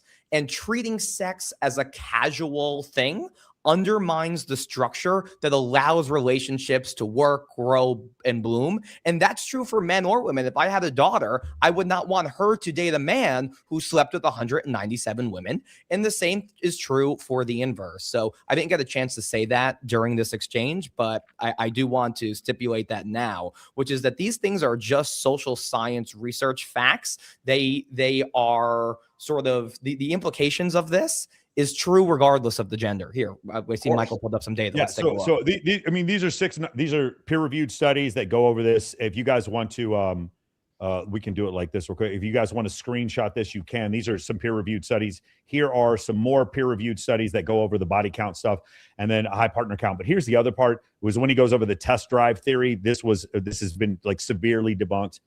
Does experience make you better? It shows very clearly it doesn't, and that sexual regret is twice as likely in women than it is in men. Higher body count, lower quality and stability. Again, that goes over the whole thing. It goes over those all of those things that he had talked about. Let me see if I can find the other ones here. And then the other one that he said was, and I think Jake, you had a discussion with him, is that the idea that guys who are assholes, it only works in the short term. Turns out that's not true. Turns out Machiavellian traits, dark triad traits, actually work more for women who are relationship minded and women who are more experienced. It's actually the opposite of what he said. Now, Mark was coaching for 5 years. I've been coaching for 18 years now, almost 19 years. And I will tell you, what you said is absolutely correct. I wish it wasn't that way. But 100%, we as men have all lost out to a dude who was a fucking douchebag. He was a douchebag. He treated her like shit. We watched her treat her like shit. We all saw him treat her like shit. And he still got her anytime he wanted, 5 times on Sunday, anytime. And we have to listen to these people say, no, if you're just authentic, if you just be yourself, if all you do is just go up and give her just honesty and just show her genuine intent, just genuine intent, just show her respect and kindness, that you'll be the most attractive version. We'll get to that a little bit more later on, but it just categorically incorrect.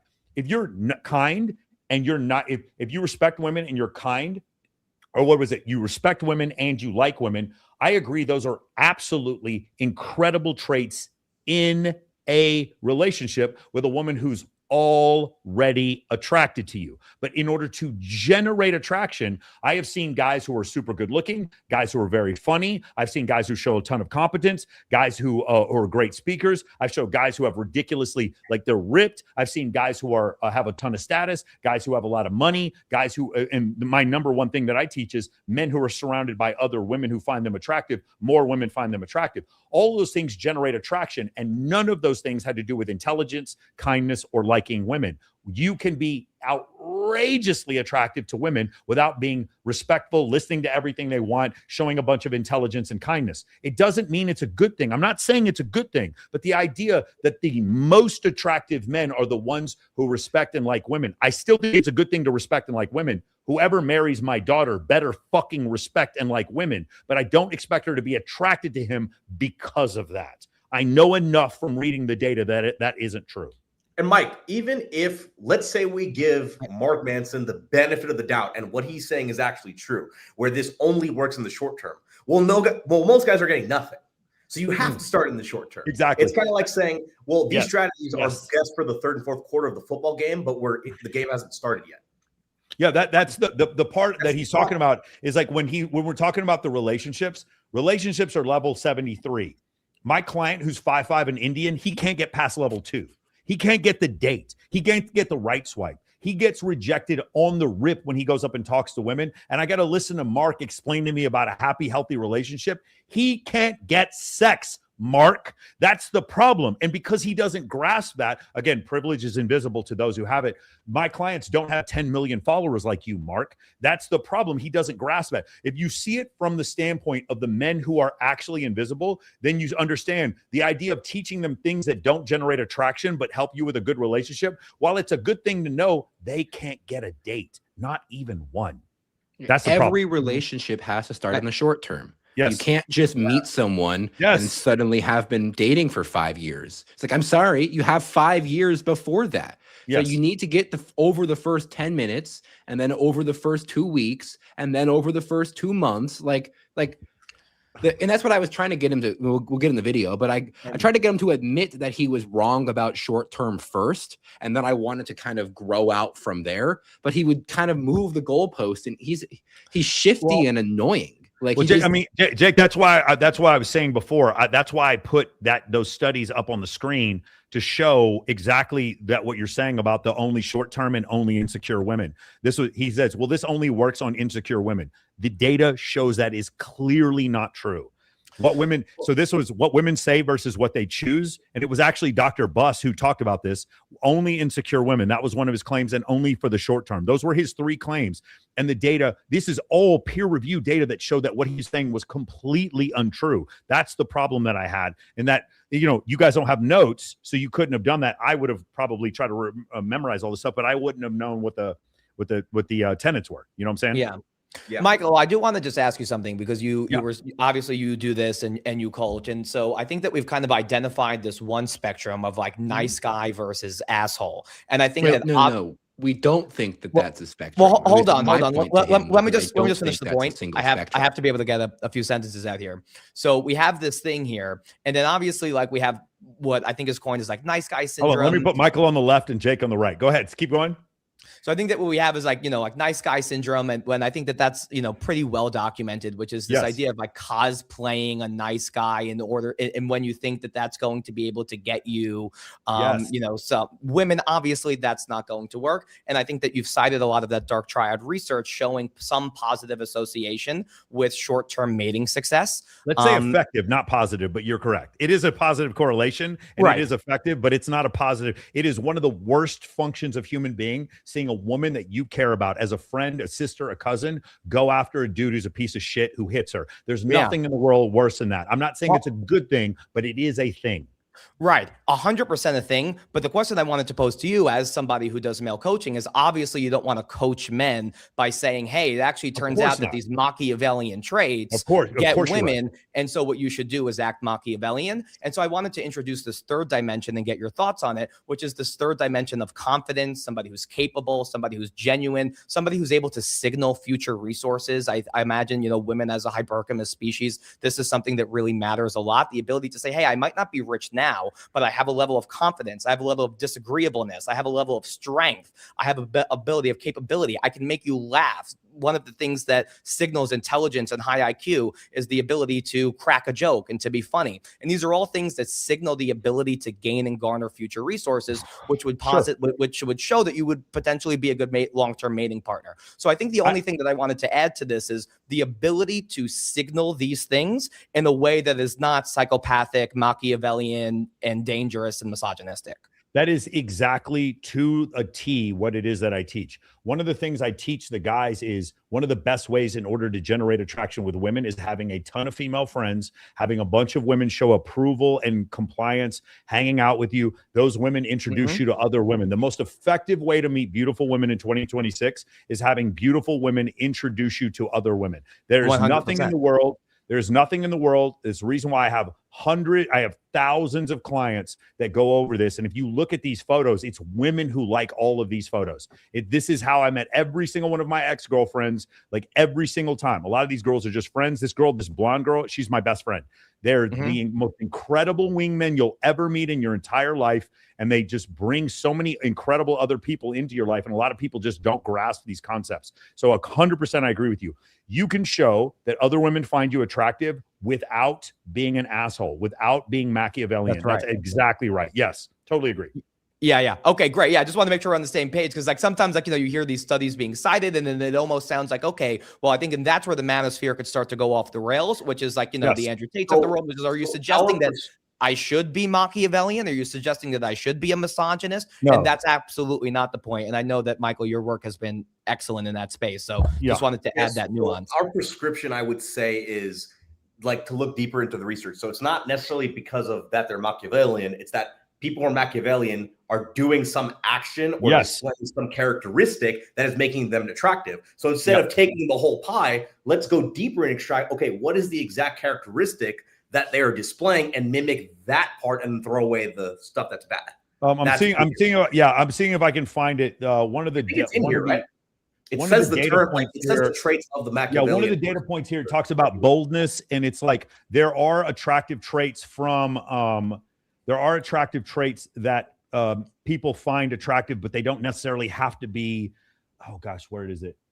Anyway, I can show you these guys later, but there's data that basically shows it's not necessarily the narcissism, it's the boldness and the extroversion that comes with narcissism. So what I do, and it's a slippery slope, what I do is I can show a high level of confidence. I can speak to where I clearly don't care what anyone thinks about me in the room, which shows a level of boldness and confidence. I can show a high level of humor, which again shows I do not care the subtle art of not giving a fuck. That's part of humor, is letting go, not caring what other people think about you.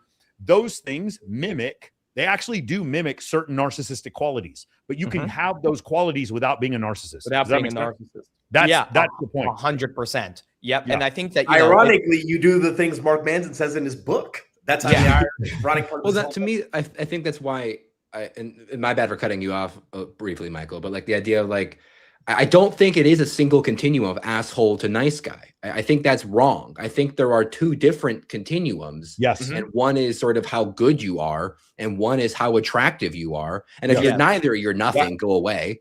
Yeah, the whole map. And if you're only nice, or not go away like the woman thinks, go away. If you're really nice and not that attractive, then maybe you kind of get that friend zone. You get that, he would make some other woman really nice, but never, don't touch me. And then if you're very attractive, but not very good, then you get that kind of guy that the woman's hooked on him. And, you want, if she's your friend, you say, you got to break up with this guy, but she's just so attracted to him. And then, as a good man, you're supposed to be nice and aggressive, not an aggressive in a violent way, but aggressive in a dominant way. Yes. And that's what I wanted of to saying introduce. Nice guy to bad boy. Yeah. I think it's separate axes. I don't think that's one continuum. And not necessarily separate, but orthogonal, which is that we have this warmth that we're kind of talking about, but we also have this strength. And the place that you want to be is you don't want to be weak and cold, because that's somebody who's passive, avoidant, low confidence. You also don't want to be weak and warm. That's the classic night guy. That's somebody who's feeble, always accommodating, never says no, needs approval, self-sacrificing, low boundaries. That guy's a pussy and a pansy. Nobody wants him. But then you have this other quadrant of somebody who's really strong and aggressive, but also cold and a dick face. And that might optimize well for the short term, and that you'll be able to garner these short-term mating experiences. But in the long term, I would venture to say that's also not a great category. That's here's the thing, Michael. Here's what I will tell you. And this is the part that is the most unfortunate. So this is what the data would show, is that women do choose those men for long-term as well. But that's where you see long-term toxic relationships, where women stay in relationships with men who don't appreciate them. So the thing is, the idea that Mark was trying to say is it's only insecure women and this only works in the short term. No, I can show you dozens and dozens and dozens of women who stayed in abusive relationships with guys who were cold and strong. So my point was, it wasn't that it's a good thing. My point was, you actually can be strong and cold and have sex with a whole lot of women doing that. I didn't say it was a good thing, but the idea that being kind and liking women is the thing that generates attraction is fucking hokum. There is no data that shows that. No. Being kind and liking women, can it help you in a relationship? 3 thumbs up, 4 thumbs up, 100%. But here's the way I like to explain it. Imagine there's this parallel, this vector. I can't what the word I'm thinking for. There's this thing you pass through, this portal. If you right here, she is not attracted to me. There's one law of physics. As I pass through the portal and now she's attracted to me, there's a second law of physics. Can I be a nice guy? If I'm nice guy here before she's attracted to me, I'm her gay best friend. If I'm a nice guy over here, once I pass through the attraction portal, now I'm Prince Charming. That's the difference. If I don't, the world is completely different. All things are availed to you and opened up once the woman is attracted to you. Before she's attracted to you, she doesn't care about your male ally, male feminist, believe all women fucking bullshit. She doesn't care. Once she's attracted to you, then she's like, oh my God, he's so progressive. She says that once she's attracted to you. She will lie. You don't have to lie to a woman who's attracted to you. She will lie to herself. That's the problem. I'm not saying it's a good thing. I'm telling you, we're hairless murder apes. That's what I'm trying to say. And people don't grasp this concept. And so when he says this, he's just like, hey, listen, this is the way the world should be. And I'm going to stick my head in the sand and just pretend like nice guys get the girls. Even though I coached dudes for 5 years and I know full fucking well that Mark Manson was completely aware of the fact that when he acted like an asshole and went his own way, he had his way with women. I know he knows that. That's the problem. Yeah, I mean, I think it's a Carl Jung quote, something like, no tree can grow to heaven unless its roots go down to hell. Like kind of this idea that, you have to be in touch or developed with those darker parts of yourself, and you have to be able to confront them, and you have to be able to tame them if you want to be somebody who is strong and confident. Otherwise, you're nothing more than a domesticated house cat, and nobody wants a domesticated house cat as their husband or their long-term partner. So you want to live in that other quadrant of I'm strong, I'm confident, I'm capable, but I'm also a loyal partner. I believe in monogamy. I respect women. I love women. And that's where you're going to get the ability to date women. And not only that, but keep them and have a healthy marriage and not end up divorced or in a toxic and abusive relationship. Yeah, what you're saying again is correct. The reason though why we brought up the other stuff is because most guys can't get there. You're like, here's what you need for a healthy relationship. Mark, he can't get Sandeep from New Delhi. He can't get a date. Stop talking about a healthy relationship, bro. You don't know what you're talking about. Men are getting 6 matches for every 1,000 right swipes on dating apps. That's right. Women are sitting there literally calling men creeps for doing any kind of cold approach. We've gotten to the point where matchmakers are charging $50,000 to men just to hook them up with women who are totally transactional and are basically part-time escorts. We have gotten to a point, just complete delusion. 63% of men under the age of 30 are single, 32% of women. It's the hypergamy and the craziest one. Guys, if you guys want to, you want to have a discussion on your next show, look up the Hans Larson study using GSS data. The top 10% most promiscuous men having sex with 58% of women.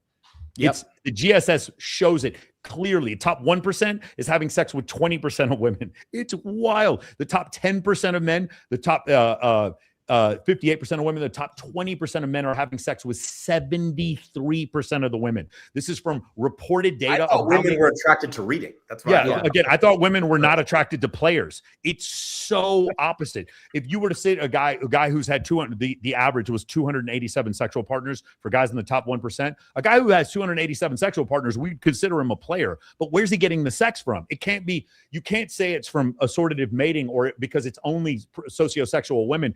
58% of women are not sociosexual. That's a ridiculous statement. So that's the place where we are now. It's like we want to put our head in the sand. And as long as we put our head in the sand, we can never find a solution. The solution is we need to get the fuck off social media. But like that's a completely different discussion that we're having. Well, I think, unfortunately, getting off social media, and I don't want to disagree with you too heavily, but I don't think that'll fix it. Because I think this is actually the mammalian norm.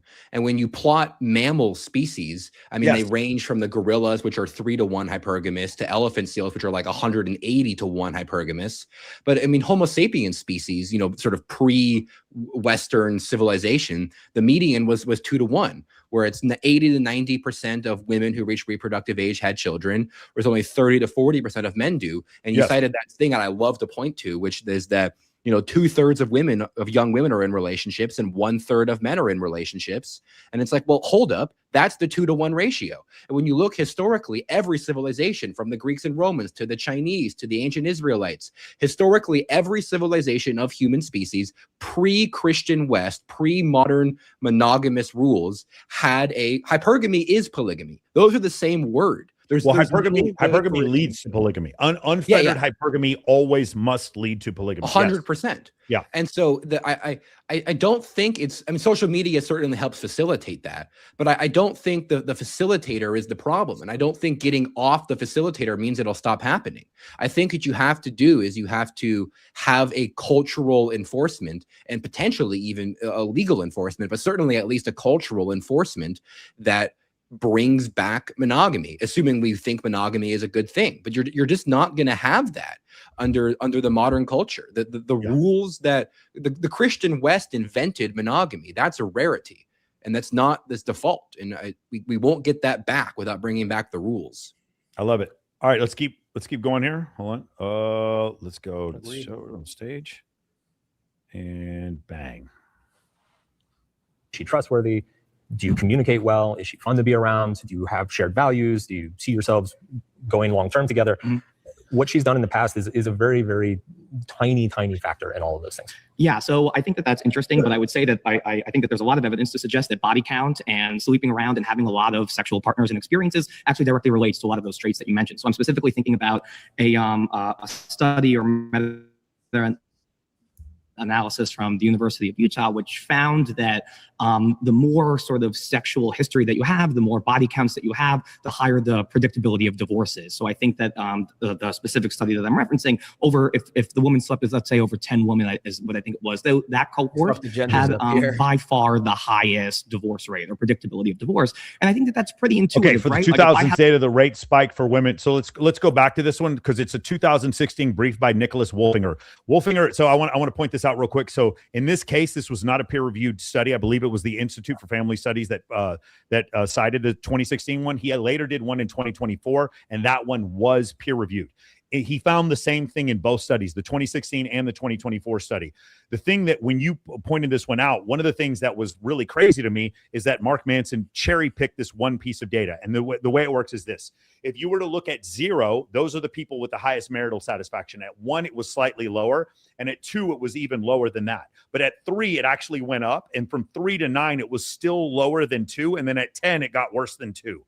It was this weird anomaly that happened in one data set. And when they retried the data set, the anomaly went away. And Mark, it's a very clear anomaly. Even Huffaker says it's an anomaly. And then Mark Manson then uses that as saying, well, the people from 3 to 9 did not have as much marital dissatisfaction. Well, okay, Mark, what about the 73 other studies that show that they did? Which is really confusing to me for 2 reasons. Number one, did they tell you to use this one study? And number 2, like, how did Mark have the counter to this study? I'm very confused.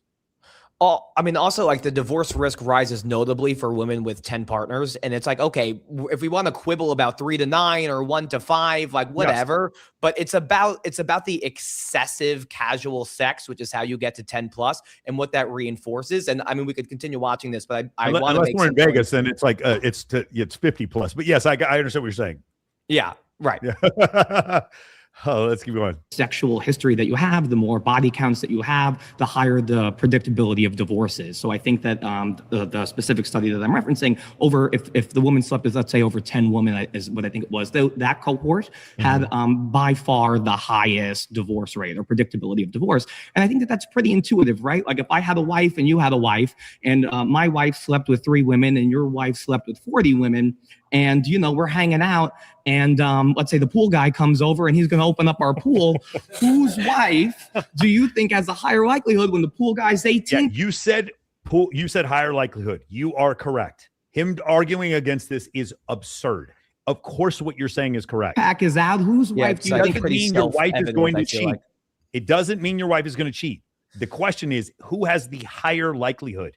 The idea that any other answer than the answer you give, it's just such obfuscation of the reality. Has the higher likelihood of sleeping with the pool guy. It's a little bit obvious, right? That the answer is the woman with. So this is the only thing I would not say this answer is obvious. I would just let him hang with this, because he's going to have to figure out a way around this. 40 plus bodies. And I think that by the way, his audience is so filled with feminists who are like, no, I can sleep with as many as I want. It's not going to affect my marriage at all. Sense, right? They have more sexual experience. They have more things that they're using a comparison based off of. It's part of a larger social trend where we're being a little bit more flippant, or we're succumbing to our hedonistic desires, whereas somebody who doesn't do those things is probably a little bit more of a loyal partner.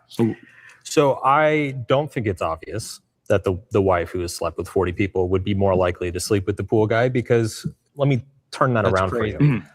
Somebody who is dating somebody or marrying somebody who's very sexually experienced, they have had a lot of different experiences, so they're going to have a better understanding of what they like, what they want. And so when they commit to you, they're making a much better form. This mental masturbation. This is one of the craziest things. Guys, I'm sorry, I have to do this. This is just absolutely madness.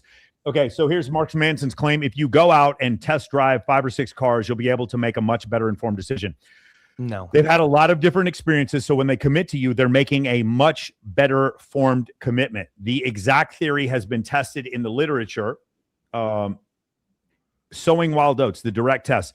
This is Personal Relationships 2013. Pitted the experience helps you choose theory against sexual restraint. More lifetime partners predicts lower sexual quality, worse communication, lower stability. After controls, the test drive theory lost. This is the Journal of Family Psychology 2010, Sexual Timing and Marriage Quality. If experience produced better matches, early sexual compatibility testing should improve marriages. The opposite. Waiting longer predicted better communication, satisfaction, and sexual quality and stability. And casual orientation and marital decline followed newlyweds for years. Spouses oriented towards uncommitted sex showed steeper declines in satisfaction and more divorce. The informed commitments got worse, faster, not better. Here's my point.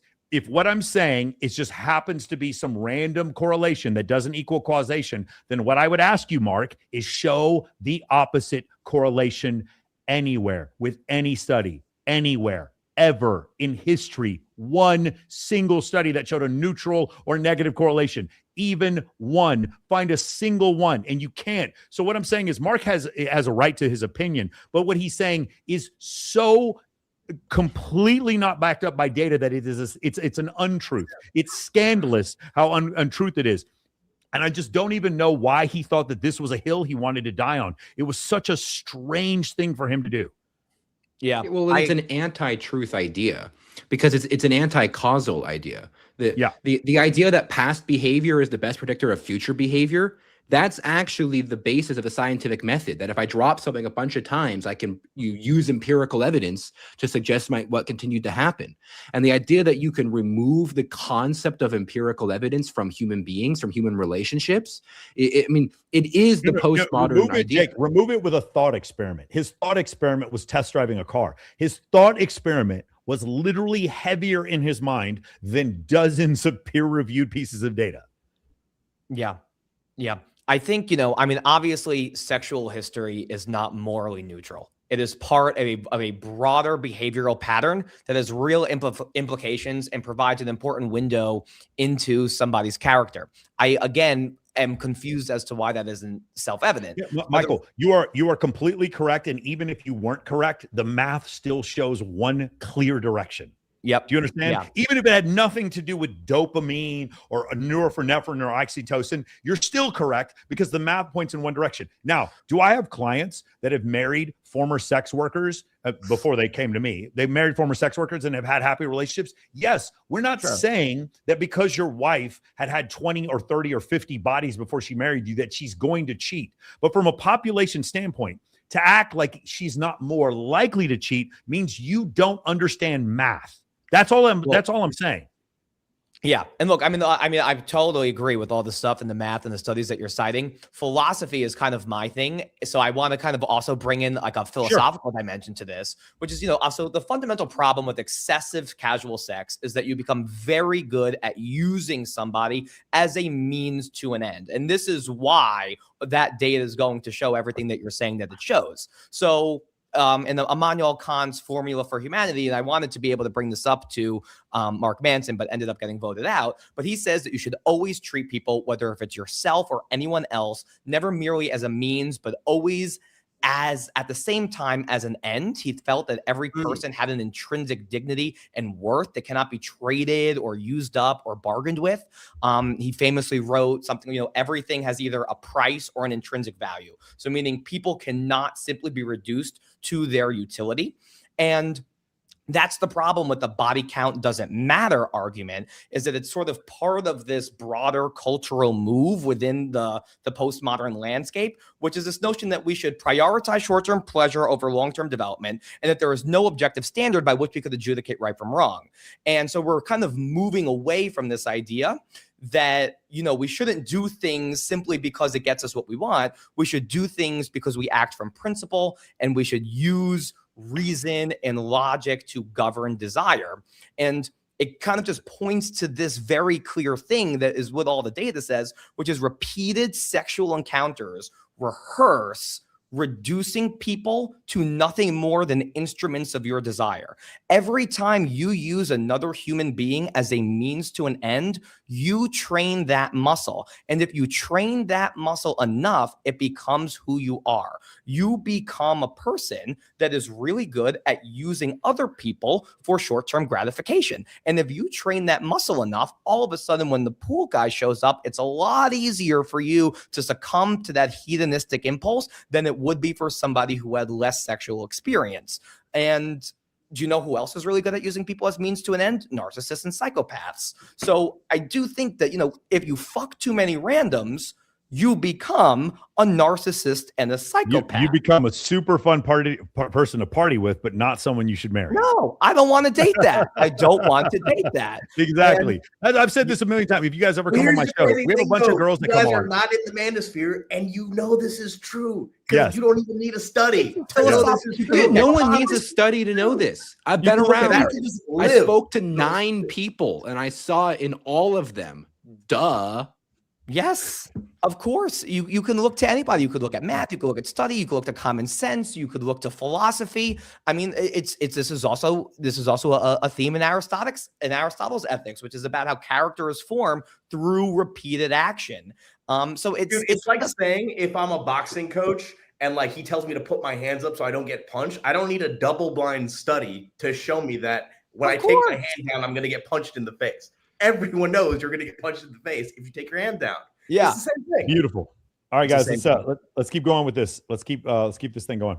And so as long as there is trust and integrity in that relationship, right? As long as you trust that your wife is being honest to you and being honest about her experiences and being honest about what she wants, there's no increased likelihood that she's going to sleep with a pool guy. And by the way, that same study that you just mentioned, what's interesting about it is that women who slept from between 3 to 9 different partners are actually less likely to get divorced than women who slept with 1 or 2 partners prior to meeting their husbands. Okay, we got to pause there. You've been voted out by the majority. Did they do that on purpose? Did they sit there and like try to do this mic drop where he found this like one anomalous part of one anomalous study?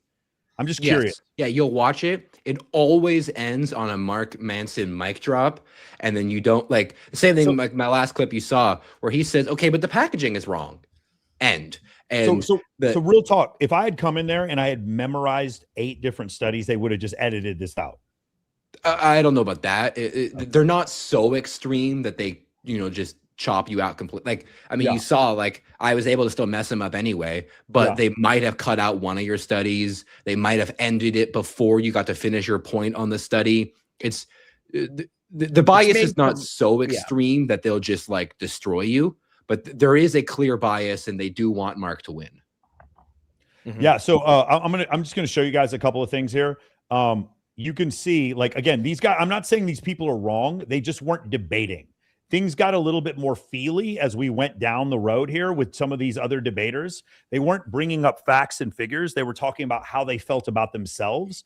And I'm just bringing like this guy right here just started talking about, the end of his was really funny. He started talking about Satan and all this stuff. I could just block it off and not let my kids watch anything like that, right? Really which I do. My children aren't that age yet, but when they get to it, I would do that, right? So that would kind of eliminate that. But if my kids go outside or just watch them on TV that pushes feminine, she was a prostitute. Yeah. And secondly, I think there should be just a lot of education and awareness built around this. Like, guys, I hope you don't actually believe that male's libido needs more education and awareness about it. I hope you don't think that if you give an 11-year-old more education and awareness that he's going to stop masturbating to porn. I really hope you are not silly enough to believe that. But again, what can he, like, his side is the one that propagates pornography. So like, what is he going to say?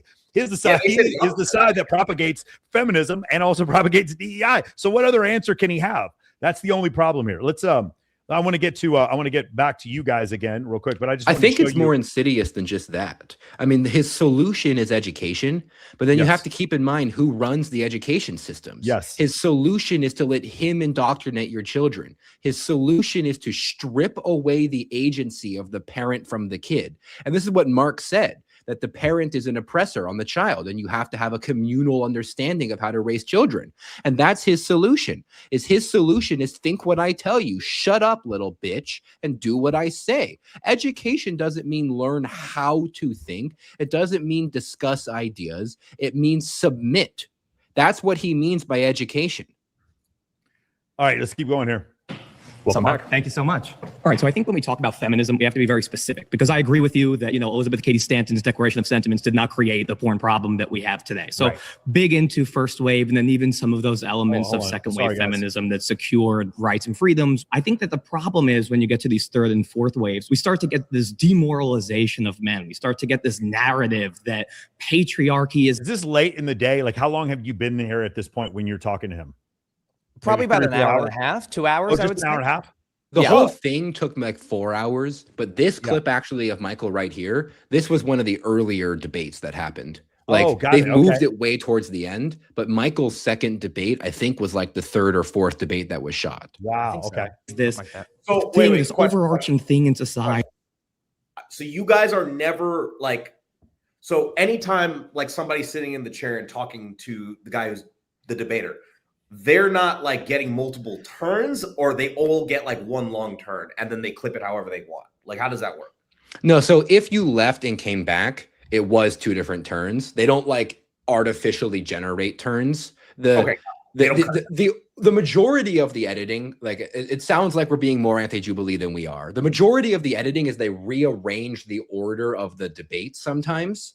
And then on occasion, they'll cut out a portion of a debate, but they're not like turning one debate into two debates or like changing what Mark Manson said or letting him go in afterward. Sure. The big controversy is the SAN, the fact check stuff is a little bit sketchy sometimes. Yeah. And then they just restructure it just to make the order match Mark Manson's vibe a little better. If you were to say all of the debates combined, how long would it have been if they didn't cut any of them out? Would it still been an hour and 26 minutes? Oh, no, probably be 2 hours. Yeah. 2 hours. Yeah. So it's like 40 minutes of stuff they just cut out. Because there were a couple of guys I never saw them debate. Yeah, I don't think there was anybody who had their whole debate cut. They do say that they do that sometimes. And so it's possible there's someone I'm forgetting. And they do say that can happen. They also sometimes just don't release debates altogether. And the fact that this one, I shot a checkmate debate with them like 2 or 3 months after this. And then that came out before this. And so I don't know if they were considering never releasing this or what was going on, but they do sometimes just never release debates as well. That makes sense. That actually makes sense because there's a lot of editing here. Obviously they like you guys said, they took a lot of things and then put it in different orders. All right, let's keep going. And that men are the primary sources of everything that's wrong with our culture. This guy, hold on, that guy right there who's just nodding his head, I never saw him debate.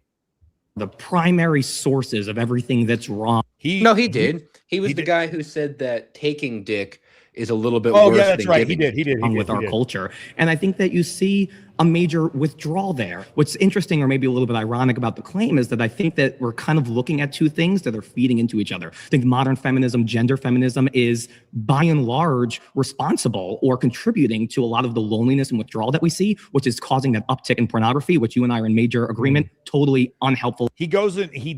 Mark does correctly go after dating apps. Nobody really talks about like the incredible envy tool that social media is. And that's part of the reason why men are falling behind is because of a globalized sexual marketplace where average women can now compete for the highest tier men. Detrimental to society and men in general. You had me up until those last few sentences. I think we agreed on everything up until there. I agree a lot of these statements about young boys being told that they are just inherently problematic for existing, right? Like these are all, we're on the same page there. Mm-hmm. Like that, those things just are terrible narratives to have in the culture. Terrible. That said, I personally don't think they are widespread enough or ubiquitous enough to really point at them and say, that's the problem. Because one more time, guys, dude, I can't sit here. I can't fucking sit here and listen to this. I'm sorry. I wasn't even going to play this before, but like, I need you guys to see something right now. Hold on. We're going to play this right now. The data is so clear on this when it comes to whether or not women are starting to hate men because of the propaganda they see. It is so insanely one-sided when it comes to this. Women are absolutely starting to hate men because of the content they see, and that content is never, ever, ever banned or ratioed, ever. We hear endlessly about toxic masculinity and the dangers of the manosphere. Angry young men, we are told, are the source of radicalization. The data tells a different story. 72% of young men hold a favorable view of young women.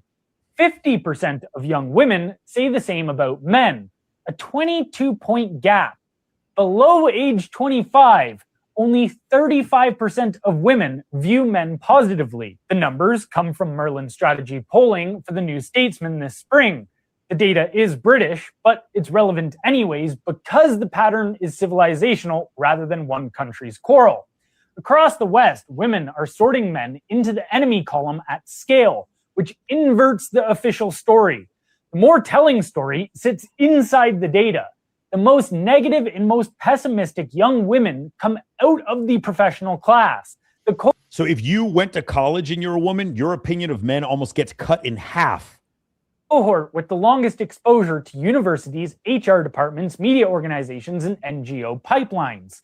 Working class women who spend less of their lives inside those institutions think considerably better of men. The institutions that gain power from radicalized women turn out to be the institutions producing them. Who would have thought? These institutions are turning young women into ideological soldiers who will ruthlessly defend the system. Fire's analysis of its college free speech rankings drawn from more than 250 campuses, found men more tolerant of controversial speakers than women. Guys, I just wanted you to see that. Like the data, there's a New Statesman survey. It was so blatantly clear.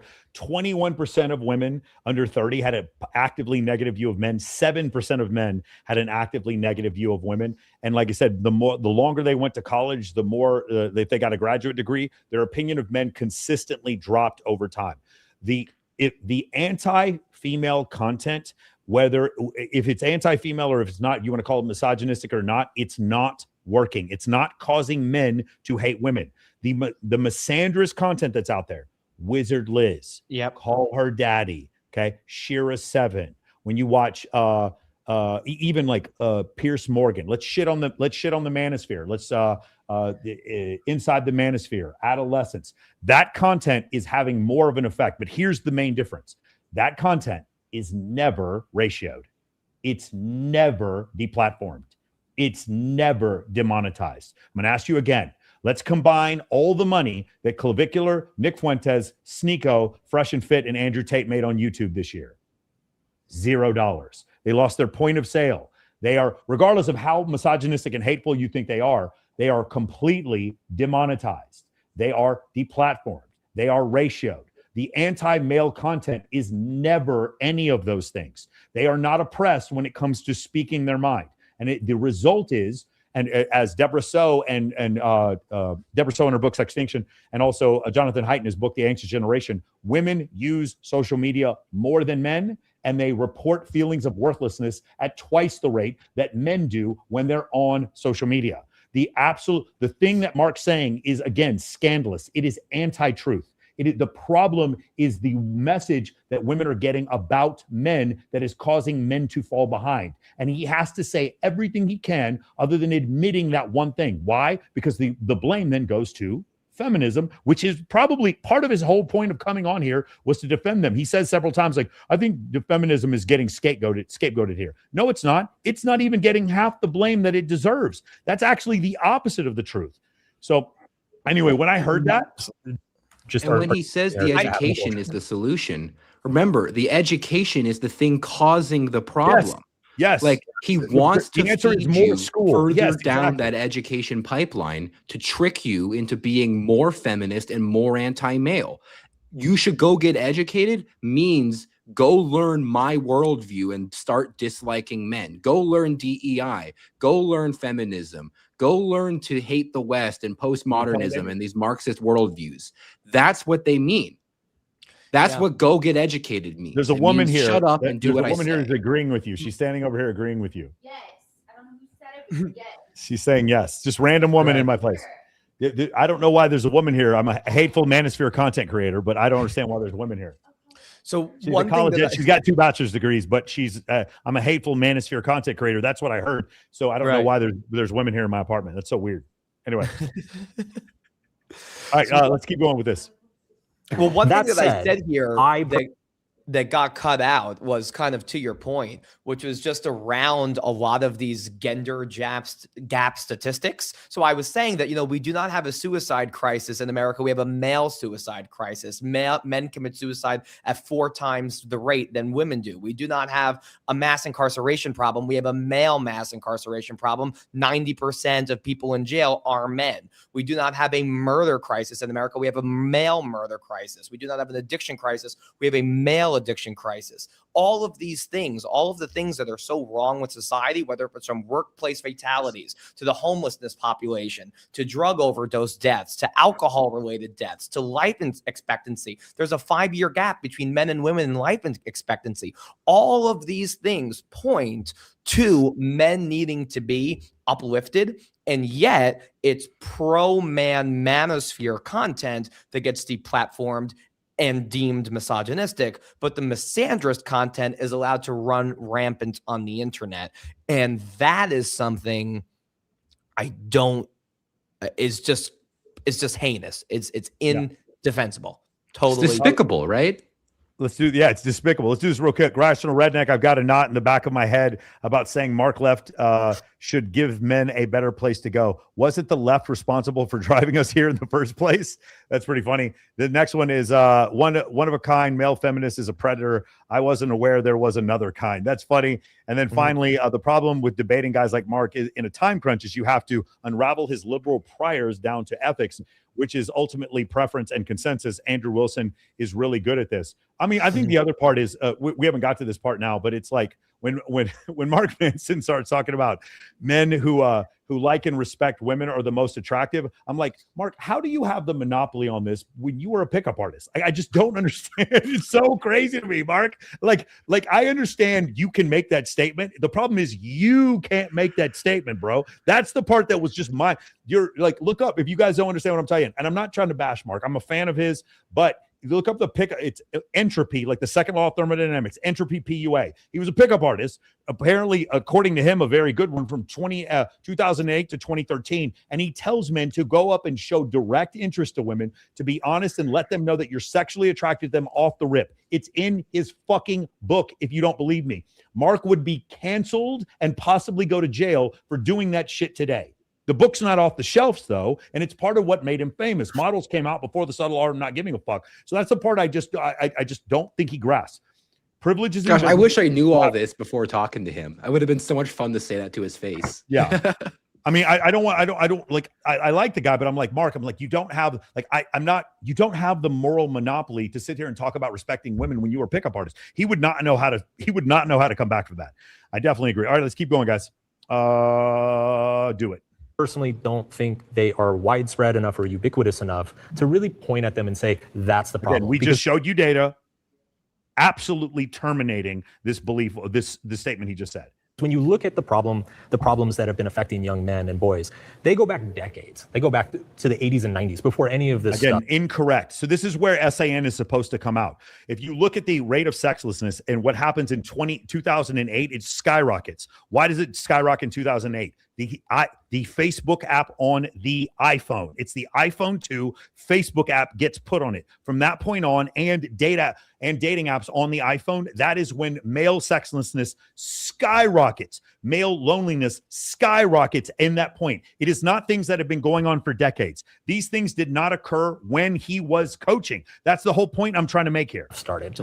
So I think it's a little bit of a red herring. I think it's a lot of political talking points that get a lot of attention, right? It's like we hear about something crazy happening in an elementary school. Everybody gets You mean like the Inside the Manosphere documentary? Bro, what are you talking about? Riled up and freaked out. And we're like, that's the problem. And it's not. That's one school. It's a minority case. It's something that hasn't been ubiquitous for more than a few years. Whereas there are like real structural problems and issues that have been going on for decades that have been harming young men that just never get talked about. And I feel like pornography. Here's my problem. If there are real structural issues that affect men, and the manosphere, the modern manosphere, I'm not talking, the original manosphere is like 2000, 2003, 2000, 1999. But the when it got really popular, when Fresh and Fit took off, that's only 6 years old. So he's making a point against his own point. He is one of the larger ones.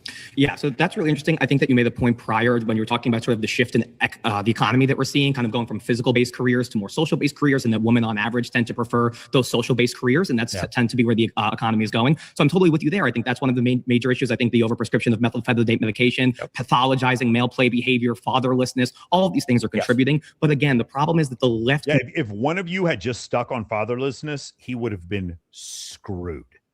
He would have been screwed if you had done this. The thing that again, there is no data that shows that people are better off in a single family home. And there is no way you can say that feminism promotes a two-parent home. There is no possible way, no matter how much he twisted his neck, that he would be able to get those words out. Controls the megaphones of society. So the left controls Hollywood. The left controls mainstream media.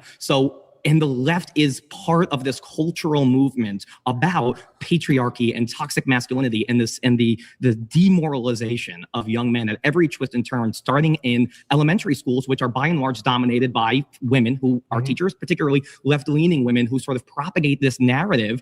There are more female fighter pilots in the United States military than there are male elementary school teachers. That men are these really, really dangerous pathologizing cretins of society. What do? They withdraw. They say, okay, well, if I participate in society, I become evil. Maybe I'll just withdraw, and maybe I'll just hang out in my mother's basement. Maybe I'll watch porn, because if I don't want to be evil, well, at least I could be harmless. At least I could do nothing. So now, Michael, right here, I got to be honest with you. I think he's rope-a-doping, and I think he's letting you burn yourself out. I think that's what's going on. He's just sitting there because he's waiting for the bell at the end of the round to save him right here. That's what it kind of feels like to me. I think you and I are in agreement here a little bit, right? But I again, mostly, I think we agree on the problem. I don't think we agree on the explanation, which is, I would say, are all of those messages that young men are getting recently, is that actually causing the issue, or is it just messaging that's not helpful? And I would argue that it's just messaging that's not helpful. Notice, okay, when manosphere creators have the message, it's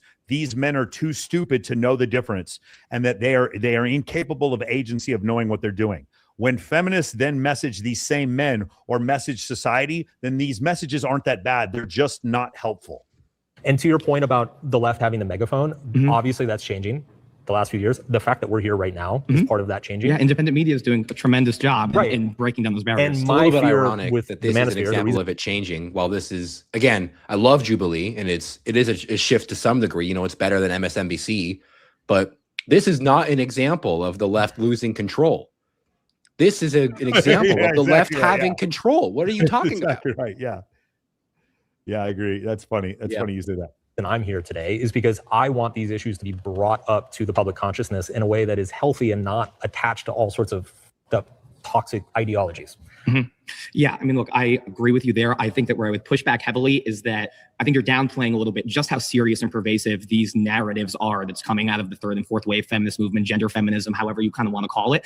And when you have all of those cultural megaphones. I think he's downplaying it because someone in his family is upplaying it, who probably convinced him to do this debate in the first place. Mark, why are you even here, bro? You didn't do any studying. You thought that the manosphere was $1 billion business, and your corpus of information came from a piece of propaganda on Netflix. It's like, bro, you're young man telling them you are the problem. Yes, you got 10 million followers. You don't have to do this. Yeah. Be more like a woman. Suppress those urges. Don't be aggressive. Don't go out and work hard. Don't bother tuning into those masculine urges. Those then get suppressed. And what happens when they get suppressed, they manifest in these really sort of crude and dangerous ways. And I think that's what you see why the manosphere even exists in the first place, right? I think that one could kind of understand the manosphere as maybe a response to gender feminism or a backlash to gender feminism. Again, you're not a manosphere creator, and you got it 100% correct, because these things are self-evident. Which I think is obvious to predict, right? Of course, such a radical movement denigrating young men would produce sort of a fascist or psychopathic backlash that is equally unhelpful. So I think that the main thing is we need to change the narrative in the culture, honoring what makes men men, not saying that men and women are interchangeable, that men need to be more like women, that men's sort of innate. Oh, wait, this guy right here, the guy with this dude right here was the guy who I bumped into. Men into. and women are interchangeable, that men need to be more like women, that men's. I forgot what his name is, but he's the one who came up to me and talked to me at the Sphere and told me about this back in April. Innate urges and desires around physical strength, around aggression, those could actually be channeled in super helpful ways. I mean, the things we got to pause there. We're out of time. Of course. All right. Yeah, I felt like he was rope-a-doping you right there. That's what I was saying before. Yeah. Mark, I really love your work. Is sometimes they let the clock run long past, and other times they go, oh, the timer. And it's like, I've seen them just be like, we're going to ignore the clock. But this time, Michael's doing a good job.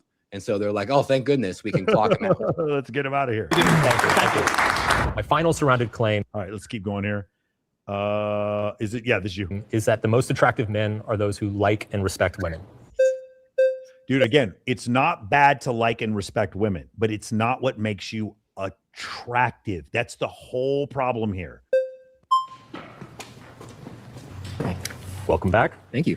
I think there are kind of two different hypothetical case studies that would show that this isn't the case. I actually wish what I'm about to say wasn't the case. Okay. But there is we all know the example of the man who is really not a great guy. And, her friends are telling her like, oh, you shouldn't date this guy. But she's just so attracted to him that she's kind of hooked into that. And in the concert side, we know the kind of guys that are really nice, who are really respectful, who are buying dinners, who are getting flowers, who are doing all these things. And they're just not that attractive. Right. And so no matter how respectful they are, no matter how good they are, no matter how kind of nice guy they are, and it doesn't mean that there's a continuum of you have to be a bad boy, you have to be a nice guy. I think every good man should be both. You should be attractive, you should be strong, you should be like kind of masculine energy, and you should be a nice person. Right. But these are two different continuums. And so it's not being nice and being respectful and kind of being really polite to him is what makes you attractive. It's actually kind of irrelevant. Okay. Let me introduce another dimension to said. that spectrum. I would argue that nice guys are not actually nice. They're Okay. usually Now I want this. You remember when you called him out for the no true Scotsman-y thing at the beginning, Jake? He's doing it again, but listen to what he does. He makes his statement unfalsifiable right here. For sure. They're usually being nice in a transactional way, right? It's like, I bought you flowers. Now will you like me? So every nice guy who doesn't get laid he didn't get laid because he was nice in a transactional way. It's not because he was actually being nice.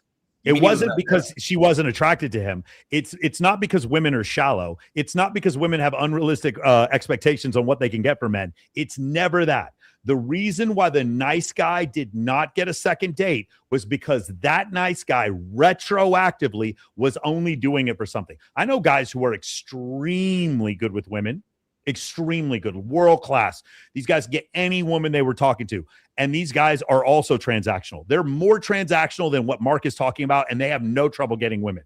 Transactional or not transactional is not what makes you attractive. What makes you attractive is understanding mechanisms of attraction, and two of them aren't liking women or being respectful. Those things are good. They're moral. They're good to be, if you're a husband or a father, those are good attributes to have, but they don't make women want to have sex with you. Period. Yeah, let's have sex. You know, and women smell that a mile away, and it's a complete turnoff. And obviously, again, as long as women smell that a mile away and it's a complete turnoff, then every single nice guy who got rejected by a woman, it's because he was transactional. Unfalsifiable statement. Very creepy. I would argue that assholes are also quite transactional, right? And the only difference between the nice guy and the asshole is the nice guy is transactional and very manipulative. Here, let me buy you flowers so I can get what I want. The asshole is like, I'm just going to say whatever I need to say to you to get what I want.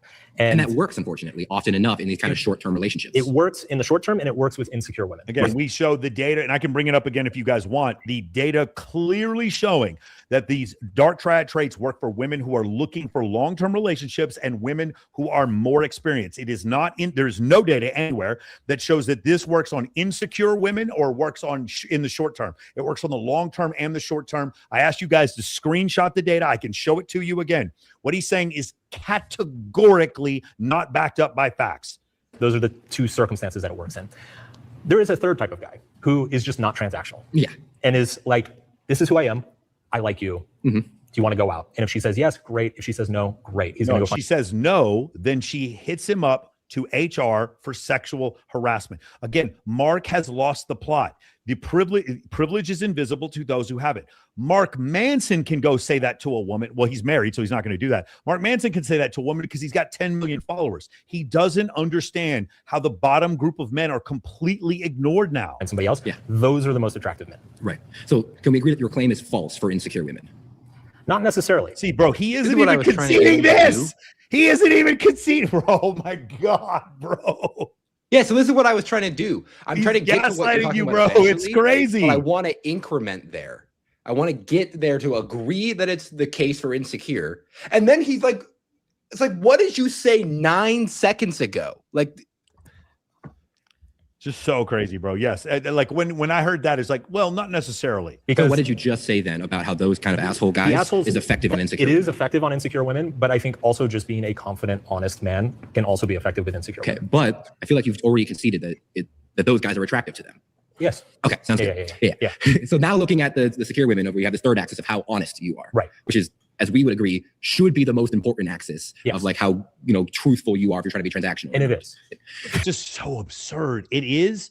Bro, put a 1 in the chat if you've ever met a woman who got into a long-term relationship and stayed in a long-term relationship with a man who wasn't honest. I'll wait. Oh, everybody on Instagram, everybody on every platform. Oh, there's a woman here raising her hand. If you know a man who has been able to keep a woman long-term by not being honest with her, if you know multiple, if you know 10, 20, 30 women like this, raise your hand right now. I am so sick of this gaslighting. I wish what you said is absolutely correct, Jake. I wish the world wasn't like this. But to stick our head in the sand and act like we're the ones who are incorrect. Manosphere, you all need to shut the fuck up. If you were just nice men, if you were just nicer to these women, they would all want to sleep with you. Stop lying to us. Stop pissing on our head and telling us that it's rain. I wish it were that way. It is. It is. So actually, David Buss, who I'm sure you're familiar with. I don't know who that is. Okay. David Buss is like the godfather of sexual mating research across David Buss is the godfather of evolutionary psychology. The world. He's done some of the largest cross-cultural studies on what men and women find attractive, what draws them into a partner. Mm-hmm. His work across 37 different cultures found that women prioritize consistently across all cultures kindness and one more time. The one thing that he found is that women prioritized X across all cultures and men prioritized Y across all cultures. The point of this study was not to show that women like this and men like this. The point of the study was to show that these proclivities that men and women have were heritable. They were not caused by culture. If Yanomamo Indians in India or Yanomamo Indians in Venezuela had the same beliefs that Norwegians had, then there's no way that you could say that it was television, radio, or film. So you could say that these were innate traits. That was the whole point. It was evolutionary psychology, not cultural psychology. So he took a subset of a subset of a subset of a piece of data and then used that to make his point on Jubilee. Intelligence above all of other traits in terms of long. By the way, if you guys want to read this full study, it's in the book, The Evolution of Desire by David Buss. Partners. But the problem is that's of relationships that have already succeeded. Exactly right. Correct. It is of relationships that have already succeeded. Or another way to say it is these are women who are already attracted to those men. And so in the relationships that you say, it's, oh, he's so nice to me. He's so kind to me. He's so good to me. Mm-hmm. But she only wants those things from a man she's already attracted to begin with. And that she knows is being nice and kind genuinely and authentically and is not just trying to please her or impress her or for sure. And this is the thing is that the asshole gets mistaken for a confident man because he's not controlled by what she wants. One more time. Oh my God. Michael, pause. See, they end on his mic drop. He's not controlled by what she wants. Boom, cut me off. Guys, this Bro, is the what in the world? Do you guys see all the unfalsifiable statements he has? When an asshole gets with a girl, it's because she's been fooled. And when a good guy doesn't get the girl, it's because he's being transactional. There's always a qualifier. It's never sometimes women are attracted to bad men. He can never admit that. He can never. If you're a man and you live in the real world, you know you have met a woman, had an incredible conversation with her, maybe gone on a date with her, saw the beauty in her eyes, saw a future for the two of you, and then she went home after kissing you on the cheek and fucked her toxic ex. You have all dealt with this. Stop this nonsense, bro. Even Mark has dealt with this, but he's choosing to ignore it. I'm telling you, men are terrible also. Men cheat more than women. Men start wars. Men are 80 to 90% of the murders in the world. Men fuck up as well. But this idea that women aren't attracted to bad men, sometimes they are. And they're attracted to them and they stay with them for years. And that's the part that Mark can't admit to. But if you admit to that, then you can't say nonsense like the most attractive men are the ones who respect women and like women. Yeah, well, the funny thing is, if it were the case that only kind, respectful, sort of non-transactional men were able to have sex, then only kind, respectful, non-transactional men would be able to reproduce. And you would very quickly see an evolutionary pressure towards kind, respectful, non-transactionalness. But the fact that 80 to 90% of murderers are men, and the fact that men are the more aggressive generation, or the more aggressive sex, and the fact that men are the less kind, the less respectful, the more transactional often sex in all of these ways is immediately obvious proof that that is not where the sexual selection pressure is. Men are taller because that's where the pressure is. Like, obviously. Well, Jake, what you just described is evolutionary psychology. That's it. That's essentially, basically, Dr. Buss, at the end of his book, Men Behaving Badly, he basically says if women didn't want these proclivities to exist in men, they should stop having sex with men who have those proclivities. Period, bro. That's it. That mic drop. That's it. Thank you, Dr. Buss. You've been voted out. Yeah, you did. All right, guys, I want to skip to the very last vignette. I do like the way that Will kind of like the looks max or Will, he sells you guys out at the end here. Oh, this yeah. Part what actually, the heck was that? This part actually kind of made me upset. I thought the Manosphere got This episode.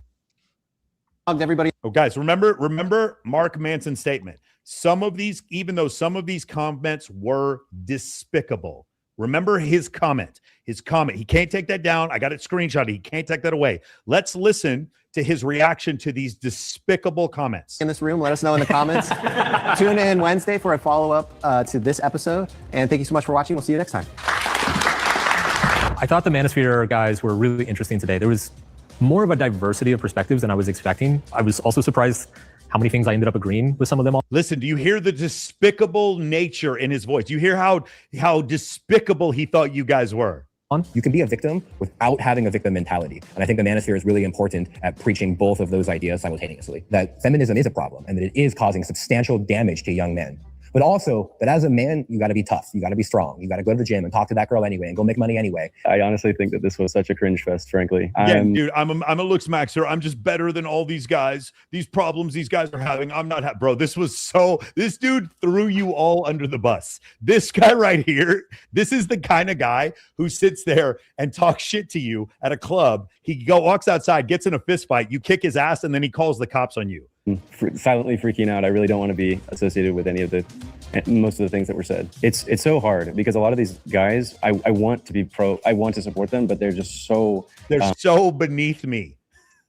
Radioactive. I think the manosphere sometimes gets a lot of here we go. We got to make sure he goes last. Bad flack, but I think the overall message most of the time is trying to actually help and build up the structure of a man.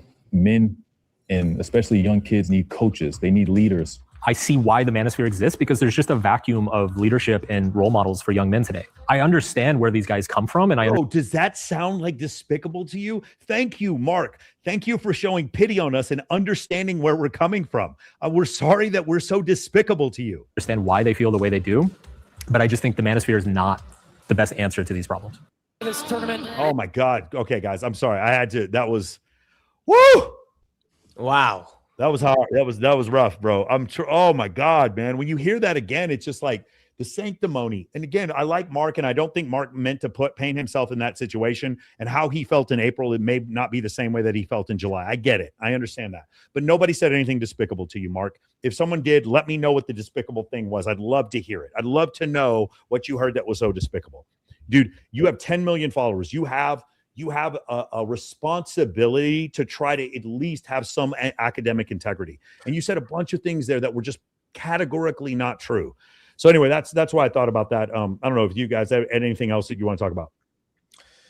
I mean, this was for me. I love these conversations. I had so much fun, Michael. It's almost 1 a.m, so I got nothing left in my tank here in the East Coast. But I loved everything. Yeah, you're up there. It's 12:32 there. I actually am gonna, guys. I'm gonna drop Kick. I'm gonna drop YouTube and Facebook. If you guys want to join me on Kick, Rumble, and X, I'm gonna put the link in the chat so you guys could join, and we'll do 20-30 minutes of Q&A if you guys want to join on. Jake, I don't know if you can stay on for a little bit, but we're gonna do that for a little bit. Okay.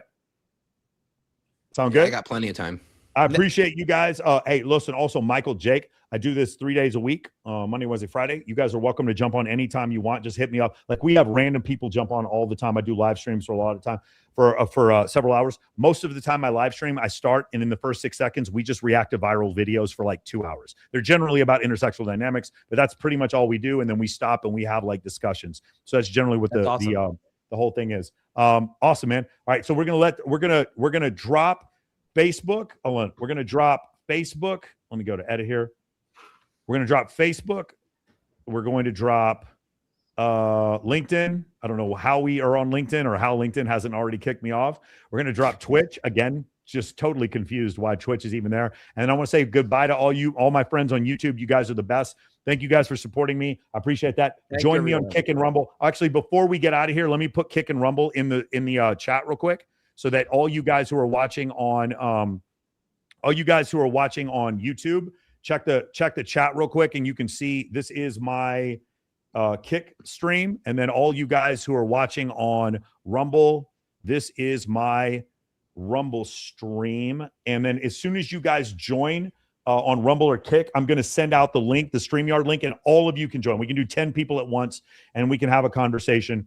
But I am not letting you weird motherfuckers come on my YouTube channel and cause me to lose my channel because you say some crazy shit. So that's why we're getting off of YouTube right now. All right, YouTube is out of here.